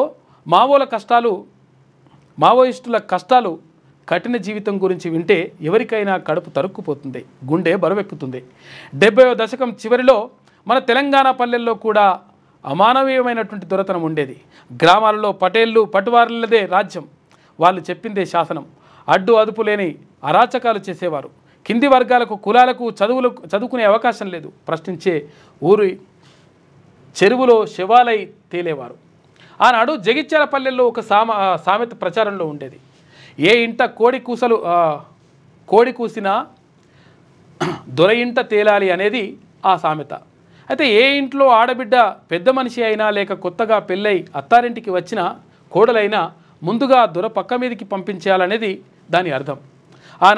ఈనాడు మావోయిస్టులుగా మారిన ఆనాటి నక్సలైట్లు తెలంగాణ పల్లెలకు వచ్చిన తర్వాతనే ఈ దురాగతం మట్టిలో కలిసింది. పూరి గుడిసల్లో వెలుగులు నిండాయి. దొరల గడిలు పడావు పడి గబ్బిలాలు తిరిగాయి. వేల ఎకరాల భూములు నిరుపేదలకు పంచిన నక్సలైట్లు సెంటు భూమి కూడా వారి కోసం ఉంచుకోలేదు. అనేక గ్రామాల్లో చెరువులు నిర్మించారు, కానీ అవేమి వారి కోసం కాదు. అందుకనే తెలంగాణ పల్లె ప్రజానీకం వారిని ఆత్మీయంగా అన్నలు అని పిలుచుకున్నారు. తమ కుటుంబాల్లో సభ్యులుగా చూశారు. కాలం మారింది, ఎన్నో మార్పులు వచ్చాయి, తరాలు మారాయి. అన్నలు ఇచ్చిన స్ఫూర్తితో తెలంగాణ అస్తిత్వం కోసం ఇక్కడి ప్రజలు పోరాడి ప్రత్యేక రాష్ట్రం సాధించుకున్నారు. నక్సలైట్ల పోరాట ఫలితంగా కింది వర్గాల ప్రజలకు చదువుకునే అవకాశం కలిగింది. వారంతా నేడు బహుజన చైతన్యంతో రాజకీయ, సామాజిక, ఆర్థిక రంగాల్లో అగ్రకుల పెత్తనాన్ని ప్రశ్నిస్తున్నారు. వేల మంది నక్సలైట్లు తెలంగాణ గడ్డ మీద ఎన్కౌంటర్లో చనిపోగా మిగిలిన వారు దండకారణ్య ఆదివాసుల దగ్గరికి వెళ్ళారు. వారిలో ఎక్కువ మంది మన తెలంగాణ బిడ్డలే. అందుకే అక్కడ ఏ ఎన్కౌంటర్ జరిగినా తెలంగాణ పల్లెలు ఉలిక్కి పడతాయి. మొన్న కేశవరావుతో పాటు చనిపోయిన వారిలో MCA చదువుకున్న వరంగల్ దళిత బిడ్డ రాకేష్ ఉన్నాడు. తెలంగాణ విద్యార్థి ఉద్యమ నాయకురాలు, ఉస్మానియా విశ్వవిద్యాలయంలో రాజనీతి శాస్త్రంలో MA లా చేసిన గౌడ బిడ్డ భూమిక ఉన్నది. మరో దళిత బిడ్డ జంట నగరాల కుల నిర్మూలన పోరాట సమితి నాయకురాలు సంగీత నర్సింగ్ పూర్తి చేసి మావోయిస్టుల్లో వైద్యురాలిగా చేరి వీరిలో మరణించింది. వీరంతా 2 దశాబ్దాలుగా దండకారణ్య గిరిజనుల్లో తలల్లో నాలుకగా కలిసిపోయిన వారే. చేనేత కార్మిక BC బిడ్డ సజ్జ నాగేశ్వరరావు 4.5 దశాబ్దాలుగా మావోయిస్టు అధికార పత్రిక జంగ్ టీంలో సంపాదక వర్గంలో ముఖ్యుడు. అయితే మే 21న మరణించిన ఈ ఐదుగురితో పాటు మిగిలిన 23 మంది ఆదివాసీ గిరిజనులే. మొత్తం 28 మందిలో సగం అంటే 14 మంది మహిళలే కావడం విశేషం. ఇంత గొప్ప త్యాగాలు చేసిన వారి సమాజ కలగానే మిగిలి ఉంది. అందుకే అన్నలు ఆలోచించండి, మీ త్యాగం వృధా కారాదు. ఈ దేశ బహుజనులకు మీరు ఎంతో అవసరం. భారత రాజ్యానికి కేంద్ర రాష్ట్ర ప్రభుత్వాలకు వాటి వ్యవస్థల అన్నింటికీ అగ్రకుల లింగ వర్గ పక్షపాతత ఉందని కుండబద్దలు కొట్టినట్టు చెప్పిన మీపై బహుజనులు గంపెడాశలు పెట్టుకున్నారు. మారుతున్న సమాజ పోకడలను, మార్పులను తెలుసుకోగలిగిన మీరు బుల్లెట్ మార్గం వీడి బ్యాలెట్ ఆయుధం చేపట్టాలని ప్రజలు మనసారా కోరుకుంటున్నారు. చెదా అంటని నిప్పు కనికలు మీరు. అయితే భారత ప్రజాస్వామ్యం నిజమైన అర్థంలో బహుజనుల చెంతకు చేరటానికి మీ అవసరం ఎంతో ఉంది. ఈ దేశ బిడ్డలు మావోయిస్టులు, మరీ ముఖ్యంగా నేడు వారంతా బహుజనులే. కేంద్ర పాలకులు పగతో కాకుండా వివేకంతో ఆలోచించాలి. ఈ నరమేధానికి స్వస్తి పలకాలి. షరతులు లేని కాల్పుల విరమణ తక్షణమే పాటించి శాంతి చర్చలు జరపాలి. పహల్గాంలో అమాయక ప్రజలను ఊతకోత కోసిన ఉగ్రవాదులను అంతం చేయడానికి డెడ్లైన్లు కావాలి, కానీ మావోయిస్టుల కోసం కాదు. అదే నేటి భారత ప్రజల కోరిక అని చెప్పేసి తీన్మార్ మల్లన్న ఒక ప్రత్యేక వ్యాసం రాసిండు ఎవరి బిడ్డలు అని చెప్పేసి. నిజంగా కూడా అసలు యాక్చువల్గా ఎన్నో రకరకాల కష్టాలు అనుభవించి రకరకాలుగా ఉన్నాయి. అప్పుడు అంటే నాటి దురాఘాతాలను ఎండగట్టి వాళ్లకు దొరల పెత్తందారులకు వ్యతిరేకంగా పోరాటం చేసినటువంటి గొప్ప చరిత్ర వాళ్ళది. నక్సలైట్లుగా ఉన్నారు, అడవి బిడ్డలుగా ఉన్నారు, ఎర్ర జెండాలు మోసినరు. కాకపోతే ఏంటంటే ఇప్పుడు పరిస్థితులు మారినాయి కాబట్టి అటువంటిది అవసరం లేదు, తుపాకీ గొట్టం అవసరం లేదు, ఇట్లా ప్రాణాలు తీయడం అవసరం లేదు. కాబట్టి ఇప్పుడు కావాల్సింది ఏంటి అంటే ప్రజల్లో చైతన్యం చేసి ప్రజల్లో మార్పు తీసుకురావాల్సిన అవసరం ఉన్నది. ఆ మార్పు కోసం పనిచేయండి, అది ప్రజాస్వామ్యయుతంగా పనిచేయండి. కాబట్టి బుల్లెట్ నుంచి బ్యాలెట్కి వస్తే బాగుంటుంది అని చెప్పేసి తీన్మర్మలన్న ప్రత్యేక వ్యాసం రాసిండ్రు. ఇక కేసీఆర్కు తలపోటు పెరిగింది అని చెప్పేసి ఇక్కడ మహేష్ కుమార్ గౌడ్ అంటుండు. 42% ఇప్పట్లో కష్టమే అని చెప్పేసి ఒక వ్యాసం ఇందాక చూసుకున్నాం కదా మనము. ఇక నేటి మాట చూసుకుంటే బీఆర్ఎస్ పార్టీలో ఆధిపత్య కుంపటి అగ్గి రాజేసుకుంటుంది. 10 ఏళ్ల తెలంగాణ ప్రజలను రాసి రంపాన పెట్టిన పాపం పండుతుంది. రాష్ట్ర ఆకాంక్షలో అసూలు బాసిన అమరవీరుల త్యాగాన్ని విస్మరించిన కుటుంబానికి ఇప్పుడు కంటి మీద కునుకు లేకుండా పోతుంది. రక్త సంబంధీకుల పెత్తనం కోసం పోటీ పడుతుంటే పెద్దాయన గుండె బరువెక్కుతుంది. లెక్కనిన్నన్ని ఆస్తులు, వేల కోట్ల రూపాయల డబ్బు సంచులు ప్రశాంతతను దూరం చేస్తున్నాయి. కాటికి కాళ్ళు చాపే వయస్సులో కుటుంబ అంతర్గతాల కుమ్ములాటలతో మనసు కకావికలమవుతోంది. సారు కారు 3 ముక్కలు అవుతుందా అనే అనుమానాలు వెల్లువెలుస్తున్నాయి. నిన్న మొన్నటిదాకా పసిపిల్లలతో పోల్చిన వ్యక్తులు ఇప్పుడు ఉద్యమ పార్టీ పునాదులపైనే కదులుతున్నాయి. అయితే ముందొచ్చిన చెవుల కన్నా వెనుకొచ్చిన కొమ్ములే బలమైనవని నిరూపిస్తున్నారు. చేసిన తప్పులకు ప్రాయశ్చిత్తం కోసం కాలం కన్నెర్ర చేస్తుందా అనే సందేహాలు ప్రతి ఒక్కరిలో కలుగుతున్నాయని చెప్పేసి పెద్దపల్లి రాజన్న కారు గురించి రాసేసిండు. ఆ కారు దయ్యము కథా కార్ఖాన ఉంది కదా, దాని గురించి రాసిండు. ఇక కామ్రేడ్ నంబాల కేశవరావు ఒక విప్లవోద్యమ కిరటం అని చెప్పేసి ఒక ప్రత్యేక వ్యాసం రాసిండు గంటా సోమన్న, సీనియర్ జర్నలిస్టు. భారతదేశంలోని communist party of India party ప్రముఖ నాయకుల్లో అగ్ర comrade Nambala Keshava Rao alias Basavaraj alias Ganganna ప్రస్తుతం భౌతికంగా లేరు. 2025 మే 21న ఛత్తీస్గఢ్లోని నారాయణపూర్ జిల్లాలో జరిగిన ఆపరేషన్ కగార్లో భద్రతా బలగాలు జరిగిన కాల్పుల్లో ఆయన మృతి చెందారు. ఈ ఎన్కౌంటర్లో 27 మంది మావోయిస్టులు కూడా మరణించారు. ఇది మావోయిస్టు ఉద్యమానికి పెద్ద ఎదురుదెబ్బగా భావించాలి. ఆయన మృతదేహాన్ని కుటుంబ సభ్యులకు అప్పగించాలి. శనివారం ఏపీ హైకోర్టు ఆదేశాలు జారీ చేసింది. ఈ నేపథ్యంలో అసలు ఈ నంబాల కేశవరావు ఎవరు, ప్రస్తుతం దేశం మొత్తం ఆయన గురించి ఎందుకు మాట్లాడుతుంది, ఆయన జీవిత నేపథ్యం ఏమిటి తెలుసుకునే ప్రయత్నం చేద్దామని చెప్పేసి ఒక ప్రత్యేక వ్యాసం రాసిండు. ఇక నంబాల పుట్టుక బాల్యం అంతా కూడా అక్కడ శ్రీకాకుళం జిల్లాలో జరిగింది. ఇంజనీరింగ్ చదివిండు, ఇక్కడ వరంగల్లో ఇంజనీరింగ్ చదివిండు ఆర్ఈసీలో. ఇక మావోయిస్ట్ పార్టీలో ఉన్నత స్థానం, కీలక దాడులు అని చెప్పేసి అంటే ప్రధానంగా చాలా వ్యూహాలు వేయడంలో ఆయన దిట్టనంట. కాబట్టి చాలా చేసిండు. ఇక నంబాల వ్యక్తిగత జీవితం, నంబాల కేశవరావు మావోయిస్టు పార్టీలో పనిచేసిన గచ్చిరోలి జిల్లాకు చెందినటువంటి ఆదివాసీ మహిళ అనితను వివాహం చేసుకున్నాడు. 2010లో ఆమె అనారోగ్యం, మానసిక ఇబ్బందుల కారణంగా ఆత్మహత్య చేసుకుంది. దీంతో కేశవరావు తీవ్ర నిరాశకు గురయ్యాడని సన్నిహితులు చెప్తారు. 1993లో తన సోదరుడి వివాహానికి హాజరయ్యేందుకు పోలీసుల కళ్ళు కప్పి పశువుల కాపరి రూపంలో స్వగ్రామానికి వచ్చాడు. కానీ ఆ తర్వాత మళ్ళీ ఊరికి రాలేకపోయాడని చెప్తుంటారంట. ఆపరేషన్ కగార్లో మరణం, రివార్డు ఆయన పైన 1,50,00,000 ఉందంట. నంబాల స్వగ్రామంలో పరిస్థితి ఎట్లా ఉందని చెప్పేసి అక్కడ శ్రీకాకుళం జిల్లాలో ఉంటుంది. ఇది విషాద చాలా అనుకునేయంట. చాలామందికి ఎట్లా ఈయన చేసిండట. మీ పార్టీలో దేవుళ్ళు ఎవరో దయాలు ఎవరో తీర్చుకోండి అని చెప్పేసి అడుగుతున్నారు. ఇది శనార్థిలో ఉన్నటువంటి ప్రధాన కథనాలు. అయితే ఒకసారి సాక్షి చూద్దాం. ఢిల్లీ ఘన విజయం. ఐపీఎల్ మ్యాచ్ల్లో ఢిల్లీ క్యాపిటల్స్ 6 వికెట్ల తేడాతో పంజాబ్ కింగ్స్పై విజయం సాధించింది. ఇక టెస్ట్ కెప్టెన్గా గిల్ అని చెప్పేసి ఒక వార్త కనిపిస్తూ ఉంది. ఇక సామాన్యులకు వైద్యం ఏనాడు ఖరీదుగా ఉండకూడదు, అందుకే అందరికీ ఆరోగ్యశ్రీ అని చెప్పేసి డాక్టర్ రాజశేఖర్ గారి కొటేషన్ చూసుకోవచ్చు. ఇక కోవిడ్కు కొత్త వేరియంట్లు. కోవిడ్ మళ్ళీ భారత్లో వ్యాప్తి చెందుతోంది. ఈసారి NB1.8.1 LF.7 అని చెప్పేసి వేరియంట్లు తొలిసారిగా గుర్తించిందట. కాబట్టి కొంచెం ఈ కరోనా మళ్ళీ వస్తుంది అంటారంటే, కాకపోతే కొంతవరకు జాగ్రత్తగా ఉండండి. Army versus Yunus. BNPతో మహమ్మద్ యూనిస్ సారథ్యంలోని మధ్యంతర ప్రభుత్వానికి నెలకొన్న విభేదాలను ముదురుతున్నాయంట, పాకానబడుతున్నాయంట. ఇక శాంసంగ్కు హెచ్చరికలు. ఇక నిన్న ఏది యాపిల్ చేసిండు, ఇలా శాంసంగ్ అంట.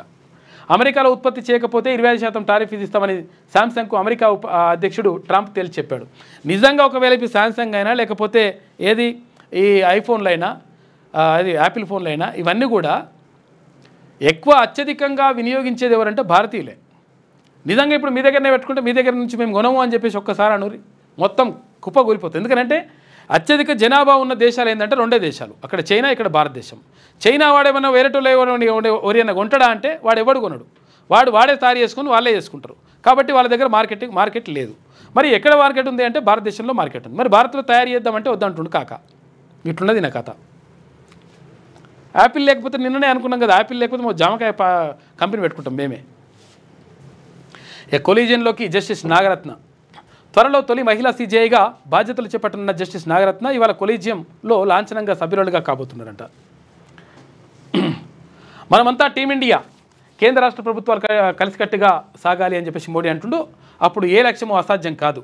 నీతి ఆయోగ్ భేటీలో సీఎంలకు పిలుపు, రాష్ట్రానికో ప్రపంచ స్థాయి పర్యాటక కేంద్రం అని చెప్పేసి ఆయన ప్రధానమంత్రి చేసినటువంటి వ్యాఖ్యలు చూసుకోవచ్చు. ఇక కోవిడ్పై ఆందోళన వద్దు అని చెప్పేసి ఇక్కడ ఆరోగ్య శాఖ మంత్రి చెప్తా ఉన్నారు దామోదర రాజనరసింహ. ఇక పాలిసెట్లో 88% ఉత్తీర్ణత సాధించిందట. ఈసారి యూరియా కొరత తప్పదా అని చెప్పేసి అంటున్నారు. మరి వానాకాలం వచ్చేసింది, తర్వాత మరి పంటలు పండుతా ఉన్నాయి, మరి ఏంటి పరిస్థితి ఏందని. ముందస్తుగా 3 నెలల సన్నబియ్యం అని చెప్పేసి కేంద్ర ప్రభుత్వం ఇస్తున్నట్టుగా తెలుస్తూ ఉంది. ఇది కేంద్ర రాష్ట్ర ప్రభుత్వాలు. గూగుల్ ఇలాకాలో జెమినీ తోడుగా ప్రస్తుతం అన్ని దిగ్గజ సంస్థలు కృత్రిమ మేధ అంటే ఏఐ అసిస్టెంట్లను ఆశ్రయిస్తున్నాయి. వీటిలో ప్రధానమైనది గూగుల్ గూట్లో నుంచి పుట్టిన జెమినీ. వాయిస్ అసిస్టెంట్తో ఎప్పటి నుంచో పిలిస్తే పలికే సేవలను అందించగల గూగుల్ ఇప్పుడు అన్నింటికీ జెమినీ అనేలా అప్డేట్ అవుతుందంట. స్మార్ట్ ఫోన్ని దాటేసి ఇప్పుడు అన్ని ప్లాట్ఫామ్లలోకి జెమినీ సేవలు లాంచ్ అవుతున్నాయంట. ఏఐ వచ్చినప్పుడు చాలా డేంజర్ ఉండదు లెక్క. ఇక బ్రాండ్ బాజా విరాట్ అని చెప్పేసి ఒక వార్త.